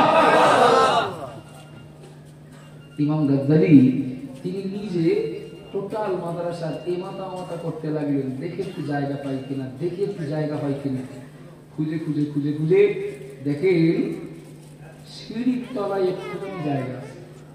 আল্লাহু আকবার। সিঁড়ির তলায় একটুখানি জায়গা আছে, কোন রকমে বসে পড়া যাবে। অফিসে চলে গেলেন, অফিসে যেয়ে বললেন হুজুর বলছিলেন মাদ্রাসায় আদৌ জায়গা নেই, কিন্তু সিঁড়ির তলার জায়গাটা বেকার পড়ে আছে, ওই জায়গাটা যদি আমার দিতেন তো আমি একটু কোরআন হাদিস শিখতাম। আর একটু মহব্বত করে বলেন না বাবা। খলিফা মনসুর একদিন মাদ্রাসা পরিদর্শন করতে এসেছেন। এসে মাদ্রাসার এক এক ছাত্রকে এক এক কথা জিজ্ঞাসা করছেন, তুমি হুজুর হয়ে কি করবা? এক একজন এক এক রকম বলতে লাগলো। আমার আগে আবু সাইদ মনে হয় এই ধরনের কি একটা বলছিল, যদিও তার বক্তব্যের বিষয় কি ছিল আমি জানি না। তো এই খলিফা মনসুর এক এক করে জিজ্ঞাসা করতে লাগলেন, তুমি হুজুর হয়ে কি করবা? তা কেউ ধরে নেন বললো আমি ওয়াজ করবো, কেউ বললো আমি ইমামতি করবো, কেউ বললো আমি মাদ্রাসায় শিক্ষকতা করবো। খলিফা মনসুর বললেন, আমার এই মাদ্রাসা চালানো বেকার হয়ে যাচ্ছে, আমি মাদ্রাসা বন্ধ করে দেব, আমি মাদ্রাসা বন্ধ করে দেব।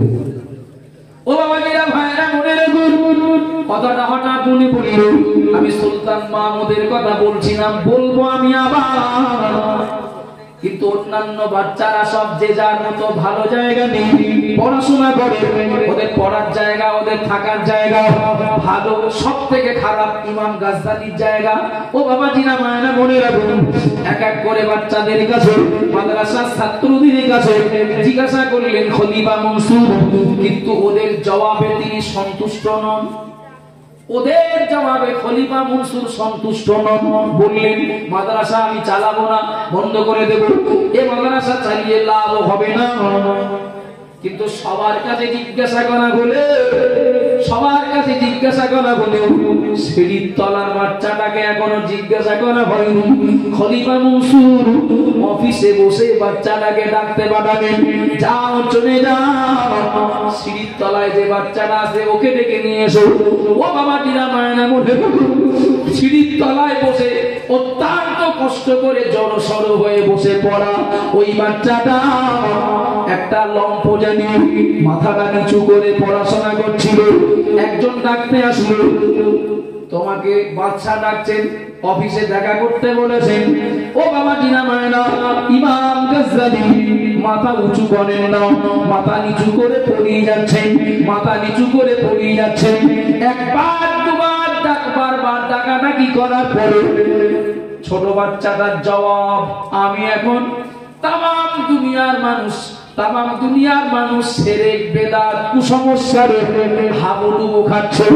তামাম দুনিয়ার মানুষ কিভাবে অধর্ম থেকে ধর্ম পথ পায়, জাহান্নামের পথ থেকে জান্নাতের পথ পায়, ওরা জান্নাতে কি করে মেহমান হয়, ওদের ঈমান আমল কি করে বাঁচে, আমি ওই চিন্তায় গবেষণায় ব্যস্ত আছি।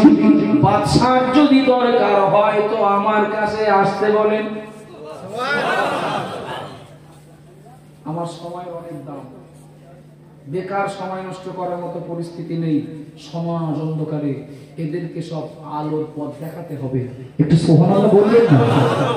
মানুষ সব জাহান্নামমুখী, এদেরকে জান্নাতের পথে আনতে আমি গবেষণা করছি। ওদের জন্য পথ দেখাতে আমাকে কিতাব লিখতে হবে, লিখতে গেলে আমাকে পড়তে হবে, আমাকে জানতে হবে। খলিফা মনসুর তিনি ছোট বাচ্চা, নাম তার ইমাম গাজদালি, তার সঙ্গে কথা বলার পরে তার মানসিকতা শুনে বুঝে বললেন, মাদ্রাসা যদি একটা বাচ্চার জন্য চালু রাখতে হয় তো এই বাচ্চাটার জন্যই রাখতে। আমার মাদ্রাসা চালানো, মাদ্রাসায় সময় দেওয়া, টাকা ব্যয় করা, তদারকি করা সার্থক হচ্ছে এই একটাই বাচ্চার জন্য। একটু জোরে বলুন না সুবহানাল্লাহ। চলেন, সিঁড়ির তলায় জায়গা নিয়ে আজ তিনি বিশ্ববিখ্যাত ইমাম গাজদালি। একটু জোরে বলুন না বাবা। ও বাবাজিরা ভাইরা মনে রাখুন, ছোট বাচ্চা রাস্তার দাঁড়িয়ে পড়াশোনা করে। সুলতান মাহমুদ বলে, বেটা এইভাবে কি করে তুমি দাঁড়িয়ে দাঁড়িয়ে পড়বে? একটা কাজ করো, আগামীকাল সকাল হলে একটু রাজদরবারে দেখা করো। ও বাবা টিনা মায়না মনে রাখুন, ছোট বাচ্চা রাজদরবার চেনে না, রাজদরবার সম্পর্কে জানে না। লোকটা বলে দিলেন আগামীকাল রাজদরবারে গিয়ে বাদশার সঙ্গে দেখা করবে, বলে চলে গেলেন। সকাল হয়ে গেল, বাচ্চাটার মনে হলো তাই তো গতকাল রাতের একটা লোকের সঙ্গে দেখা হয়েছিল, তিনি বলেছিলেন বাদশার কাছে একটু দেখা করতে, রাজদরবারে একটু দেখা করতে। তো যা একটু ঘুরে আসি, দেখি কেন দেখা করতে বলেছেন, কেন দেখা করতে বলেছেন একথা কিন্তু বলেননি, বলেছেন দেখা করতে। ও বাবাজিরা ভাইরা মনে রাখুন, সকাল হয়ে গেল, ছোট বাচ্চা খোঁজ খবর নিয়ে রাজদরবারে চলে যায়। বাদশা কোথায়, বাদশা কোথায়, বাদশার রাজদরবার কোথায়, খবর নিয়ে বাদশার রাজদরবারে একেবারে বাদশার খাস কামরায় যায় হাজির। বাদশার সামনে দাঁড়াতেই খলিফা আপনার সুলতান মাহমুদ সবকতগী দেখেই চিনতে পেরেছে এ হলো সেই বাচ্চা গতকাল রাত্রে যে রাস্তায় দাঁড়িয়ে পড়াশোনা করছিল। ও বাবা দিনা মায়না মনে রাখো, যেই না বাচ্চার সামনে দাঁড়িয়ে বাচ্চাটা বলছেন, চাচাজি মনে হয় আমাকে কালকের একজন দেখা করতে বলেছিলেন রাজদরবারে, বাচ্চার সঙ্গে দেখা করতে বলেছিলেন, আমার মনে হয় আপনি সেই ব্যক্তি যিনি আগের রাত্রে পাড়ায় পাড়ায় ঘুরে বেড়াচ্ছিলেন, আজকে তিনি রাজ সিংহাসনে বসেন। তো আমাকে কেন দেখা করতে বলেছিলেন? আল্লাহু আকবার। কেন দেখা করতে বলেছিলেন? আমি এসেছি। একজন শাগরেদকে সুলতান মাহমুদ বললেন, ওকে দুটো মোমবাতি দাও। ছোট মানুষ, বেশি কিছু দিলে হারিয়ে ফেলবে, নষ্ট করে ফেলবে, আর কাছাকাছি ছিল রাজদরবার। ওকে দুটো মোমবাতি দাও। একজন শাগরেদ যে দুটো মোমবাতি এনে বাচ্চাটার হাতে দিলেন, আর বাদশাহ সুলতান মাহমুদ বললেন, এই মোমবাতি দুটো নিয়ে যাও, কোনদিন যেন তোমাকে রাস্তায় দাঁড়িয়ে মাদ্রাসার বই বা মাদ্রাসার পড়া পড়তে না দেখি। তোমার শোয়ার জায়গায়, আরাম করার জায়গায় এই মোমবাতি জ্বালিয়ে তুমি পড়বে, ফুরিয়ে গেলে আবার আসবে। তোমার মাদ্রাসার পড়ার জীবনে মাদ্রাসার পড়া রেডি করতে আলো যা লাগবে আমি ব্যবস্থা করে দেব। আচ্ছা, এটি কোটি কোটি টাকা দাম। আলোর দায়িত্বটা আমার, ফুরিয়ে যাবে আবার আসবে। ও বাবাজিরা, ভাইরা, মনে গেলি, ও মা বোনেরা, মনে রাখুন, ছোট বাচ্চা মোমবাতি দুটো নিয়ে বিরাট আনন্দ। সারাদিন মনিবের বাড়ি কাজ করি, অবসর টাইমে মাদ্রাসায় পড়াশোনা করি, রাতের এই সময়ে আমাকে একা রাস্তায় দাঁড়িয়ে আর পড়তে হবে না। মনে তার বিরাট আনন্দ, আমি রাস্তায় আর পড়বো না, আমি ঘরে বসেই পড়বো। ও বাবা দিনা মায়না, ওই মোমবাতিটা দিয়ে দিলেন সুলতান মাহমুদ। যেদিন ওই দিন শেষ হয়ে গেল, রাত এসে গেল, সুলতান মাহমুদ তার সব কাজ সেরে নিয়ে এবার তিনি আরামের বিছানায় ঘুমিয়ে পড়লেন। রাত গভীর হয়ে গেল, গভীর রাত, নিঝুম রাত, নিশুতি রাতে সুলতান মাহমুদ ঘুমিয়ে আছেন। গভীর রাত্রিতে ঘুমের ঘোরে, ওই রাত্রিতে দিন দুনিয়ার বাদশাহ হাবিবুল্লাহ জনাবে মুহাম্মদ রাসূলুল্লাহ সাল্লাল্লাহু আলাইহি ওয়াসাল্লামের সঙ্গে সুলতান মাহমুদের ওই রাতে দিদার হয়ে গেল। জোরে বলুন সুবহানাল্লাহ। ও বাবাজিরা, ভাইরা, মনে রাখুন, আল্লাহর নবী বললেন, মান রাআ ফিল মানামি ফাকাদ রাআনি। অন্য রিওয়ায়াতে এসেছে, মান রাআ ফিল মানামি ফাকাদ রাআলাহা। নবী আমার জানিয়ে দিলেন, আমার উম্মতিরা মনে রাখো, আমি মুহাম্মদুর রাসূলুল্লাহ বলছি, যে আমাকে ইন্তেকালের বাদে স্বপ্নে দেখবে সে সত্য সত্যই দেখবে। সুলতান মাহমুদের সঙ্গে রাত্রে নবীর দিদার হলো। আপনাদের অসুবিধা হচ্ছে কি বলেন? ও বাবাজিরা, ভাইরা, মনে রাখুন, গভীর রাত, ঘুমের ঘরে সুলতান মাহমুদের সঙ্গে নবীর দিদার হয়ে গেল।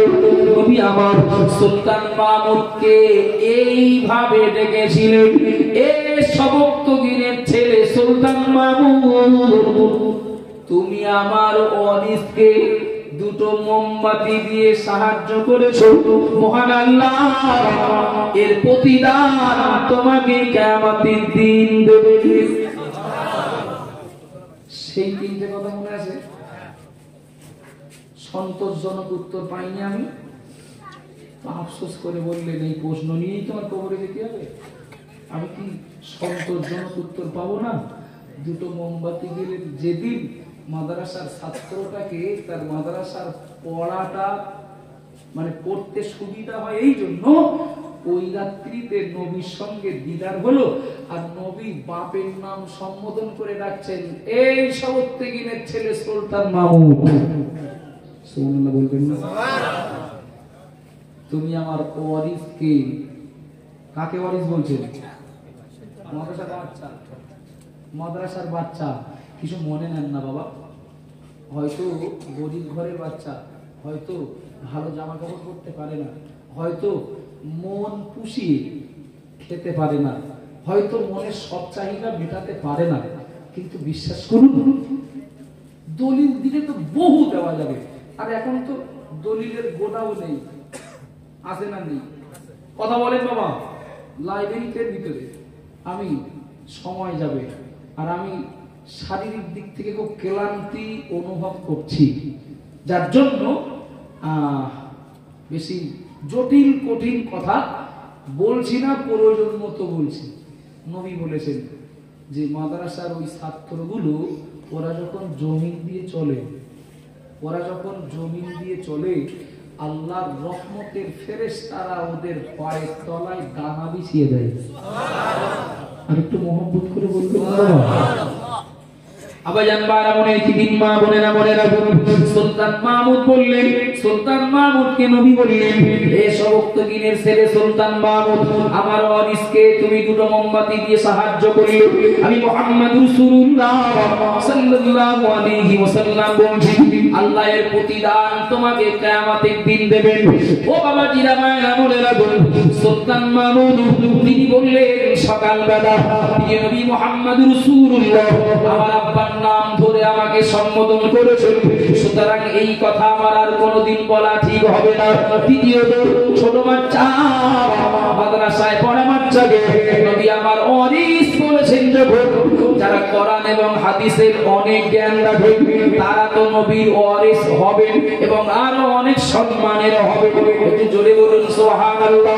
সুলতান মাহমুদের পরে বললেন দুটো মোমবাতি দেওয়ার বিনিময়ে যদি মহান আল্লাহ পাক কিয়ামতের দিন আমাকে দেন, এর জাযায়ের বদলা না জানি আরো বেশি বেশি সাহায্য করলে, মাদ্রাসাকে আরো বেশি বেশি দিল, মাদ্রাসার ছাত্রদেরকে আরো ভালো পরিষেবা দিল, আল্লাহ আমাকে আরো কত কিনা দেবেন। সুবহানাল্লাহ বলবেন নাকি? ও বাবাজিরা ভাইরা মনে রাখুন, অবহেলা যারা করার তারা করুক, অবহেলা যারা করে তারা করে যাক, আমরা যারা মূল্য দিচ্ছি দিয়ে দেয়। কথা ঠিক বলছি না ভুল বলছি? কিছু মনে নেন না। নবী আমার পাক জবানে বললেন কোরআন হাদিসের জ্ঞান অর্জনকারীরা এত সম্মানিত, এত মর্যাদা তাদের। নবী আমার জানিয়ে দিলেন কোন আলিমান, তোমরা যদি পারো তো আলেম হও, ফার্স্ট অপশন, পারলে তোমরা আলেম হও। আও মুতাআল্লিমান, আলেম যদি হতে না পারো আলেমের ছাত্র হও। সুবহানাল্লাহ বলেন। ও বাবা দিদা মায়েরা মনে রাখুন, আল্লাহ নবী 3 নম্বরে বললেন আও মুস্তামিআন, তাও যদি না পারো অন্তত আলেমের শ্রোতা হও। আও মুহিব্বান লাহু, তাও যদি না পারো অন্তত আলেমকে ভালোবাসো, মানে ডালটা ছেড়ো না। সুবহানাল্লাহ বলবেন। ইমাম গাজ্জালি হুজুরের কথা বলছিলাম, ওই ইমাম গাজ্জালি তিনি তার কিতাবে ভিতরে লিখেছেন কিয়ামতের দিন মহান আল্লাহ পাক একজন বান্দার আমলনামা ওজন করে দেখতে পাবেন লোকটার আমলনামায় গুনার পাল্লা ভারী, নেকি কম। কোথায় যাবে? জাহান্নামে যাবে। ও বাবা দিনা মায়না, মহান আল্লাহ তো দয়াবান, আল্লাহ এত দয়াবান, এত দয়াশীল, মহান আল্লাহ অত সহজে কাউকে জাহান্নামায় দেবেন না। কারণ নেকির পাল্লা হালকা, গুনার পাল্লা ভারী হওয়ার পরে মহান আল্লাহ দেখবেন ফেরেশতাদেরকে খোঁজ নিতে বলবেন, ও আমার ফেরেশতারা আমার এই বান্দাকে একটু খোঁজ নিয়ে দেখো, ওকে জান্নাতে দেওয়ার কোনো ওসিলা পাওয়া যায় কিনা, কোনো সূচনাটা পাওয়া যায় কিনা, একটু খোঁজ নিয়ে দেখো দিন। কি খোঁজ? একটু জিজ্ঞেস করে দেখো দিন। কোনো আলেমের সঙ্গে বন্ধুত্ব ছিল কিনা? সুবহানাল্লাহ বলবেন না? ওকে জিজ্ঞেস করে তো কোন আলেমের সঙ্গে বন্ধুত্ব ছিল কিনা। আপনাদের অসুবিধা হচ্ছে না? তাকবীর দেন, নারে তাকবীর। তো আমাদের বন্ধুত্ব তো আলেমদের সঙ্গে কমই থাকে, হুজুরদের সঙ্গে বন্ধুত্ব থাকলে ফুটবল দাও, বলবে ফেলবে দাও। পার্টির নেতাদের সঙ্গে বন্ধুত্ব করলে লাভ, কথা ঠিক না? বল লাভ হবে না? না ওভাবে সিরিয়ায় যেদিন ধরবে সেদিন বুঝতে পারবে ডালপালা শাখা পোশাকা কে কোথায় আছে সব থাকবে। কথা ঠিক না ভুল বাবা? এটা কি মোবাইল ধরে অমনোযোগী হবেন না, আমি ব্রেন ঠিক আছে। এটা ধরে নেন চুম্বক, কি বললাম? ধরে নেন, বোঝানোর জন্য বলছি, এটা চুম্বক।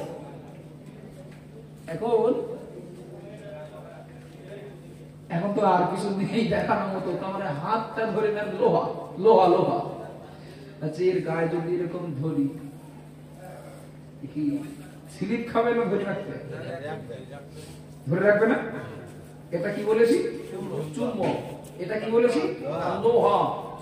দিলাম, ধরে নিল। আচ্ছা, এই সাইডে যদি আর একটা লোহা দিই, ধরে রাখবে না? ধরে রাখবে। এইটা যদি সরিয়ে নেই, এও যাবে, ও যাবে, যাবে না? যাবে না? যাবে। সুতরাং এ লোহার কোনো ক্ষমতা নেই বলে, এ যে অন্যের যে জড়িয়ে নেবে, অন্যকে যে জড়িয়ে নেবে ক্ষমতা নেই। এ ক্ষমতা, এর পাওয়ার তখনই অর্জন হবে চুম্বক যখন ওর গায়ে লেগে থাকবে। কথা ঠিক বলছি না ভুল বলছি বাবা? আবাজান বারা মনে কি দিন মা বোনেরা বলে রাখুন, প্রিয় নবী মুহাম্মদ রাসূলুল্লাহ সাল্লাল্লাহু আলাইহি ওয়াসাল্লাম বলেন, আমার উম্মতিরা মনে রাখো, দৃষ্টান্তটা দেওয়া যেতে পারে কোরআন হাদিসের জ্ঞান অর্জন করা আলেমটা চুম্বক। ও বাবাজিরা ভাইরা মনে রাখুন, নবী এটাই বোঝাতে চাইলেন, এর সঙ্গে জুড়ে থাকো, ছেড়ে দিও না, আলাদা হয়ো না। যদি আলেম না হতে পারো অন্তত ছাত্ররা হও, তাও যদি না পারো শ্রোতা হও, তাও যদি না পারো মহব্বতটা করো, পরিণাম ভালো হবে। ইমাম গাজদানী হুজুর লিখেছেন, ওই মানুষটাকে আল্লাহর ফেরেশতা আল্লাহর নির্দেশে জিজ্ঞাসা করবে, ও আল্লাহর বান্দা, কোন আলেমের সঙ্গে বন্ধুত্ব করেছিলেন কিনা? লোকটা বলবেন না, জীবনে দুনিয়ায় কোন আলেমের সঙ্গে আমার বন্ধুত্ব হয়নি। ফেরেশতা আল্লাহকে রিপোর্ট দেবেন, মহান আল্লাহ পাক আবার জিজ্ঞাসা করতে বলবেন আমার ফেরেশতারা, আমার এই বান্দাকে জিজ্ঞাসা করো, আমার এই বান্দা কোন আলেমের মজলিসে কোনদিন বসেছিল কিনা? একটু জোরে বলবেন না বাবা, একটু মহব্বত করে বলবেন না? আল্লাহর ফেরেশতা আবার জিজ্ঞাসা করলে লোকটা বলবেন না, এমন সুযোগ আমার জীবনে হয়নি। ফেরেশতারা রিপোর্ট দেবেন, আল্লাহ আবার বলবেন, ওকে জিজ্ঞাসা করো, জীবনে কোন আলেমকে উপকার করেছিল কিনা? ও বাবাজিরা ভাইরা মনে গেলে লোকটা বলবেন না, কোন আলেমকে উপকার করা হয়নি, বরং সমাজে কিছু মানুষ আছে ঘুরবে ফেরবে আলেমের পিছনে একটু কাটি দেবে, আছে না নেই? ও বাবাজিরা ভাইরা মনে রাখুন, লোকটা বলবেন না, কোন আলেমকে উপকার করতে পারেনি। আল্লাহ আবার ফেরেশতাদেরকে জিজ্ঞাসা করতে বলবেন, ওকে জিজ্ঞাসা করো, কোন আলেমের, কোন ভালো কোন আলেমের নামের সঙ্গে ওর নামের মিল আছে কিনা? সুবহানাল্লাহ বলবেন না? একটু জোরে বলুন না সুবহানাল্লাহ। ও লোহা, তবে কোন না কোন দিক থেকে চুম্বকের সঙ্গে সুন্দর আকর্ষণ আছে কিনা দেখি, তাহলে সব একসঙ্গে এক জায়গায় পাঠাবো। সুবহানাল্লাহ বলবেন না? আল্লাহর ফেরেশতা জিজ্ঞাসা করবেন, লোকটা বলবেন, আল্লাহর ফেরেশতারা কোন আলেমের নামের সঙ্গে নামের মিল নাই। ও বাবাজিরা ভাইরা মনে রাখুন, ওর জন্য লাস্ট সুযোগ। এবার যদি হ্যাঁ তো হ্যাঁ, জান্নাতে যাবে, বেঁচে যাবে জাহান্নাম থেকে। আর যদি না বলে তো এবার জাহান্নামে যাবে। আল্লাহ অনেক সুযোগ দিয়েছে।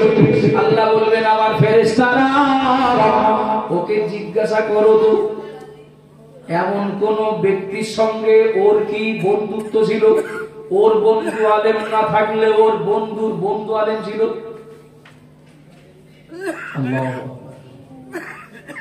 এমন কোন ব্যক্তির সঙ্গে কি বন্ধুত্ব করেছিল, ওর বন্ধুর বন্ধু আলেম ছিল? লোকটা তখন হাওমাও করে কাঁদবে। আচ্ছা, হ্যাঁ বললি তো জাহান্নাম থেকে বাঁচা যায়, মিথ্যে কথা বললে আল্লাহ ধরতে পারবে? লোকটা কাঁদবে, ও রব্বুল আলামিন, আল্লাহ পাক আল্লাহর ফেরেশতারা আগের গুলোতে আমি একটাতেও হ্যাঁ বলতে পারিনি, তবে হ্যাঁ এবার আমার মনে পড়েছে আমার কোনো বন্ধু আলেম ছিল না, তবে আমি এমন একজনের সঙ্গে বন্ধুত্ব করেছিলাম, আমার বন্ধুর বন্ধু আলেম ছিল। একটু জোরে বলবেন না? আরে যদি বলুন সুবহানাল্লাহ। ইমাম গাজদানী হুজুর বলেছেন সুবহানাল্লাহ পাক ওই সময় ফেরেশতাদেরকে অর্ডার করবে, আলেম আমার বন্ধু আর ও আমার বন্ধুর বন্ধু, মানে ও জাহান্নামে যাবে না, ওকে জাহান্নামে না দিয়ে আমার দয়ার জান্নাতে দাও। একটু জোরে বলেন না সুবহানাল্লাহ। আর যদি বলুন সুবহানাল্লাহ। ও বাবা দিদা মায়েরা মনে রাখুন, ও বাবা মনেরা মনে গেলি যোগ্যতায় ধরে নেই আমরা লোহা, কিন্তু আলেম হাফেজ মাওলানা যারা হিংসা করে লাভ নেই, ওরা হলো চুম্বক, জুড়ে থাকলে লাভ। কি ভুল বলছি নাকি? আমি ভুল বলছি নাকি? জুড়ে থাকলে লাভ হবে, কিছু মনে নেন না। এ কথা আপনাদের এর আগেও হয়তো শোনা পড়তে পারে, আমার কাছেও হয়তো শুনলেও শুনতে পারেন, আমার মনে নেই। মাদ্রাসার বাচ্চারা, ছাত্ররা, ওরা এইরকম একটা কাঠের উপরে কোরআন রেখে পড়ে না? কি কাঠ? রিয়াল কাঠ, আর কেউ আবার বলেন রেহেল কাঠ। যাই বলেন, রেহেল কাঠ বলে আর রেহাল কাঠ বলে। বাবা এই কাঠটা তো তৈরি করেছে আপনার আমার বাড়ির আশপাশে কোন মিস্ত্রি। কাঠটা কি মদিনার থেকে নিয়ে আসা? কাঠটা কি মক্কা থেকে নিয়ে আসা? আপনার আমার বাড়ির আশপাশের কোন গাছের কাঠ। কথা ঠিক না ভুল বাবা? কিন্তু ওই গাছের কাঠে অন্যান্য জিনিস তৈরি হলো, অন্যান্য, কিন্তু সে জিনিসগুলোতে বসি, দাঁড়াই, পা দিয়ে দাঁড়াই, ঘুমাই, কত কিছু রাখি। রাখার সময় একবার ভাবিও না আকাশে তো নাকি থাকি দেন, ভাবিও না। আর চলছে না, ব্যবহার করা যাচ্ছে না, তাই নাই পুরো নিয়ে দাঁড়া নিয়ে চলা করে আগুন দেখা। কথা ঠিক না ভুল বাবা? কিন্তু এই যে কাঠটা 100 টাকা দিয়ে কেনা হয়েছিল, 100। কাঠটা যতদিন ভালো থাকবে বলো, কোরআন যেখানে সেখানে। কথা শুনছেন বাবা? কোরআন যেখানে থাকবে এই কাঠটাও সেখানে থাকবে, এমনটা না। এই কোরআন লাউহে মাহফুজ থেকে জিবরাইল মারফত নবীর উপরে নাজিল হয়েছিল, অনেক সম্মানীয় কিতাব, ওটা উপরে রাখো। আর এ তো 100 টাকার কাঠ, অমুকের দোকান থেকে কিনে নিয়ে এসেছি, এটা কাঠের তলায় রেখে দাও, এটা টেবিলের তলায় রেখে দাও। হয় কি? হয়েছে কি কোনোদিন? না। কোরআন নাজিল হয়েছে লাউহে মাহফুজ থেকে নবীর উপরে, ও আল্লাহর কালাম, ওর সম্মানের জায়গা যেখানে, রাখার জায়গা যেখানে। কাঠের দাম 100 হতে পারে, কিন্তু ওই চুম্বকের সাথে টাচ আছে। এর 100 টাকার কাঠ নেই, ওর দাম হতে পারে 100, কিন্তু ওর সম্মান 1 লাখ টাকার খাটের থেকেও বেশি। সুবহানাল্লাহ বলবেন না? একটু মহব্বত করে বলবেন না বাবা? এই কাজটাকে আমরা কোনোদিন খাটের তলায় দেই না, কোনোদিন টেবিলের তলায় দেই না, কখনো কোনোদিন যদি ভেঙে যায় চলা করে আগুনে দেই না, জঞ্জাল আবর্জনার সঙ্গে ড্রেনে ফেলি না। কেন বাবা? কারণ হলো এই কাঠটাতে কোরআনের ছোঁয়া লেগেছে। কাঠ বলে কোরআন পড়েনি, কাঠ হাদিস পড়েনি, কাঠ ওই রেহেল কাঠটা কোরআন হাদিসের কোন বিধান ও আমল করেনি, শুধু ছোঁয়া পেয়েছে, ছোঁয়া। এর জন্য এর সম্মান এতটা বেড়ে গেল, ভেঙে গেলেও ও ড্রেনেও যাবে না, জঞ্জাল আবর্জনাতেও মিশবে না, ভেঙে গেলেও ও আগুনেও যাবে না। সুবহানাল্লাহ বলেন না? আবাজান ভাই মনে কি দিন, মা বোনেরা মনে রাখুন, খেয়াল করে শুনুন বাবা, দুনিয়ার জমিনে পার্থিব জগতে সন্তান যদি অন্যান্য যোগ্যতায় অন্যান্য যোগ্যতা যদি অর্জন করে, আলহামদুলিল্লাহ। এর আগে একদিন দিলেন না ব্যক্তিগত আমার এই পিতৃতুল্য বাবাজি 100 টাকা মাদ্রাসার জন্য নগদ দিয়ে গেলেন, আলহামদুলিল্লাহ। এই প্রমাণ কি বলে, প্রমাণ কি বলে বলে দিন যে আপনারা খুব মনোযোগ দিয়ে শুনছেন কথা এবং মাদ্রাসার সঙ্গে একটু সহযোগী হয়ে থাকতে হবে, প্রয়োজনীয়তাটা আপনারা বুঝতে পারছেন, আর থাকলে লাভও হবে এটাও বুঝতে বাকি থাকছে না। কথা ঠিক না বলবো, চেয়ে পাওয়া যায় না, চেয়ে পাওয়া যায় না, না চাইতেই এর আগেও দিলেন, আবার এই একজন 1000 টাকা দিলেন। আমি কোনো টাকা চাইনি আপনাদের কাছে। আবার জানবার মনে কি দিন মা বলে না মনে রাখুন কি বলছি না ভাবে, সন্তান অনেক টাকার মালিক, অনেক যোগ্যতার মালিক, বাড়ি অনেক সার্টিফিকেট আছে, কিন্তু মনে রাখুন বাবা, প্রিয় নবী মুহাম্মদ রাসূলুল্লাহ সাল্লাল্লাহু আলাইহি ওয়াসাল্লাম বললেন ওই শিক্ষা আর কোরআনের শিক্ষা এক নয়, পার্থক্য অনেক। মান ক্বারাআল কোরআন ওয়া আমিলা বিমা ফিহি উলবিসাওয়ানি লাহু তাগা ইয়াউমাল কিয়ামাতি দাউহু আহসানু মিন দাউইশ শামস আও কামা কানা আলাইহিস সালাম। নবী আমার জানিয়ে দিলেন আমার উম্মতিরা মনে রাখো, আমি মুহাম্মদ রাসূলুল্লাহ বলছি, কোন আব্বা মা সন্তানকে যদি কোরআন শিক্ষা দেয়, ও বাবা দিদা মায়েরা মনে রাখুন, বক্তব্যের সময় আমার প্রায় শেষ, আর কয়েক মিনিট একটু মনোযোগ দেন। নবী আমার জানিয়ে দিলেন কোন আব্বা মা সন্তানকে যদি কোরআন শিক্ষা দেয়, ও বাবা দিদা মায়েরা সন্তান কোথায় যাবে, সন্তান কি হবে, পথ দেখিয়ে দেওয়ার দায়িত্ব থাকে তো আব্বা মায়ের। ঠিক বলছি না ভুল বলছি?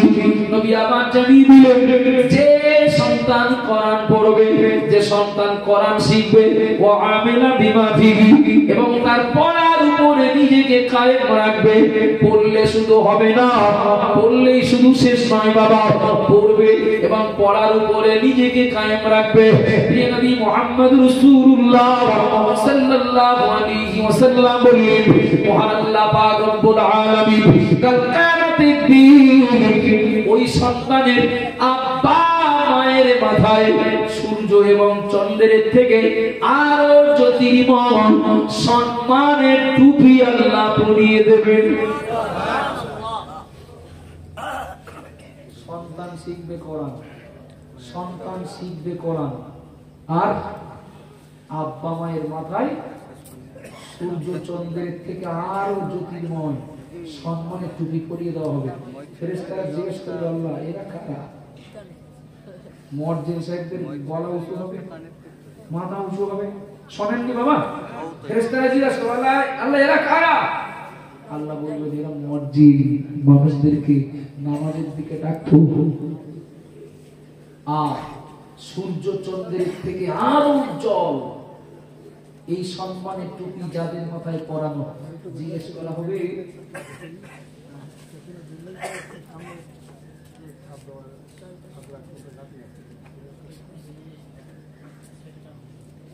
আমি তো কিচ্ছু জানি না। তো যাই হোক, কথাটা শেষ করে দেই। কি বলছিলাম আমি? যে আব্বা মায়ের মাথায় সূর্য এবং চন্দ্রের থেকে আরো জ্যোতির্ময় সম্মানের টুপি আল্লাহ পরিয়ে দেবেন আব্বা মায়ের মাথায়। একটু সুবহানাল্লাহ বলেন। ফেরেশতারা জিজ্ঞেস করবে আল্লাহ এরা কারা? আল্লাহ বলবেন ওদের বাচ্চারা দুনিয়াতে কোরআন শিখেছিল, ওদের বাচ্চারা কোরআন শিখে কোরআন অনুযায়ী চলেছিল, তাই আব্বা মাকে আমি আল্লাহ এই সম্মানিত করেছি। একটু মহব্বত করে বলেন বাবা। জি, আপনাদের দান, আপনাদের সার্বিক সহযোগিতায় আজকে দেখতে পাবেন দুজন হাফেজে কোরআনের মাথায় পাগড়ি উঠবে। বিশ্বাস করুন, আমি মন বোঝানো, মন সান্ত্বনা দেওয়ার কথা বলছি না। কম বেশি আমার হাফেজ মৌলানা ভাই আশিক বিল্লাহ সাহেব তিনিও একটি মাদ্রাসার দায়িত্বে আছেন, আমিও কম বেশি একটু আছি। অল ইন্ডিয়া সুন্নাতুল জামাত সংগঠন পরিচালিত প্রতিষ্ঠানের ভিতরে উল্লেখযোগ্য বালতি সিদ্দিকিয়া আমিনিয়া মাদ্রাসা, বর্তমানে তার নগণ্য একটু দায়িত্বে এখন আসি থাকি। তরণীপুর মা আমিনা মাদ্রাসাতুল বানাত হাফিজ মাওলানা ভাইয়া কুয়ালি সাহেব তার মেন দায়িত্বে, পারলে একটু মাঝে মধ্যে পাশে থাকি। আবার নন্দীগ্রাম নয়নান সিদ্দিকিয়া আমিনিয়া মাদ্রাসা, নন্দীগ্রামে একটা মাদ্রাসা আছে, জানেন না জানেন না? শুনেছেন না শোনেননি? ছিল না বলো, আগের থেকে করা হয়েছে গত বছর 4 আগে, অস্থায়ী ভাবে চলছিল, এখনো চলছে। স্থায়ী বিল্ডিং এর কাজ রানিং, একটু বলেন আলহামদুলিল্লাহ। তো দিনের এই খেদমত গুলোর সঙ্গে যুক্ত থাকাটা, বিশ্বাস করুন 50 টাকা 100 টাকা রেহেল খাট কোরআনের ছোঁয়া পেয়ে যদি আগুনে না যায়, যারা আলেম না হাফেজ না, ধরে নেন দিন শিক্ষাগত সেই যোগ্যতা নেই, তবে আলেম মাওলানা তৈরি হয় যেখানে, তার সঙ্গে একটু লেগে আছেন, একটু জুড়ে আছেন, আল্লাহ চাইলে এই জুড়ে থাকাটাই হয়তো জাহান্নামের আগুন থেকে বাঁচার ঢাল হয়ে যাবে, ওসিলা হয়ে যাবে। আল্লাহ কবুল করে, বলুন আমিন। একটু মহব্বতে বলেন না আমিন। আমার ভাই আশিকুল্লাহ সাহেব আসবেন না, 10টা মিনিট বাকি, একটু দরুদ শরীফ পড়েন। আল্লাহুম্মা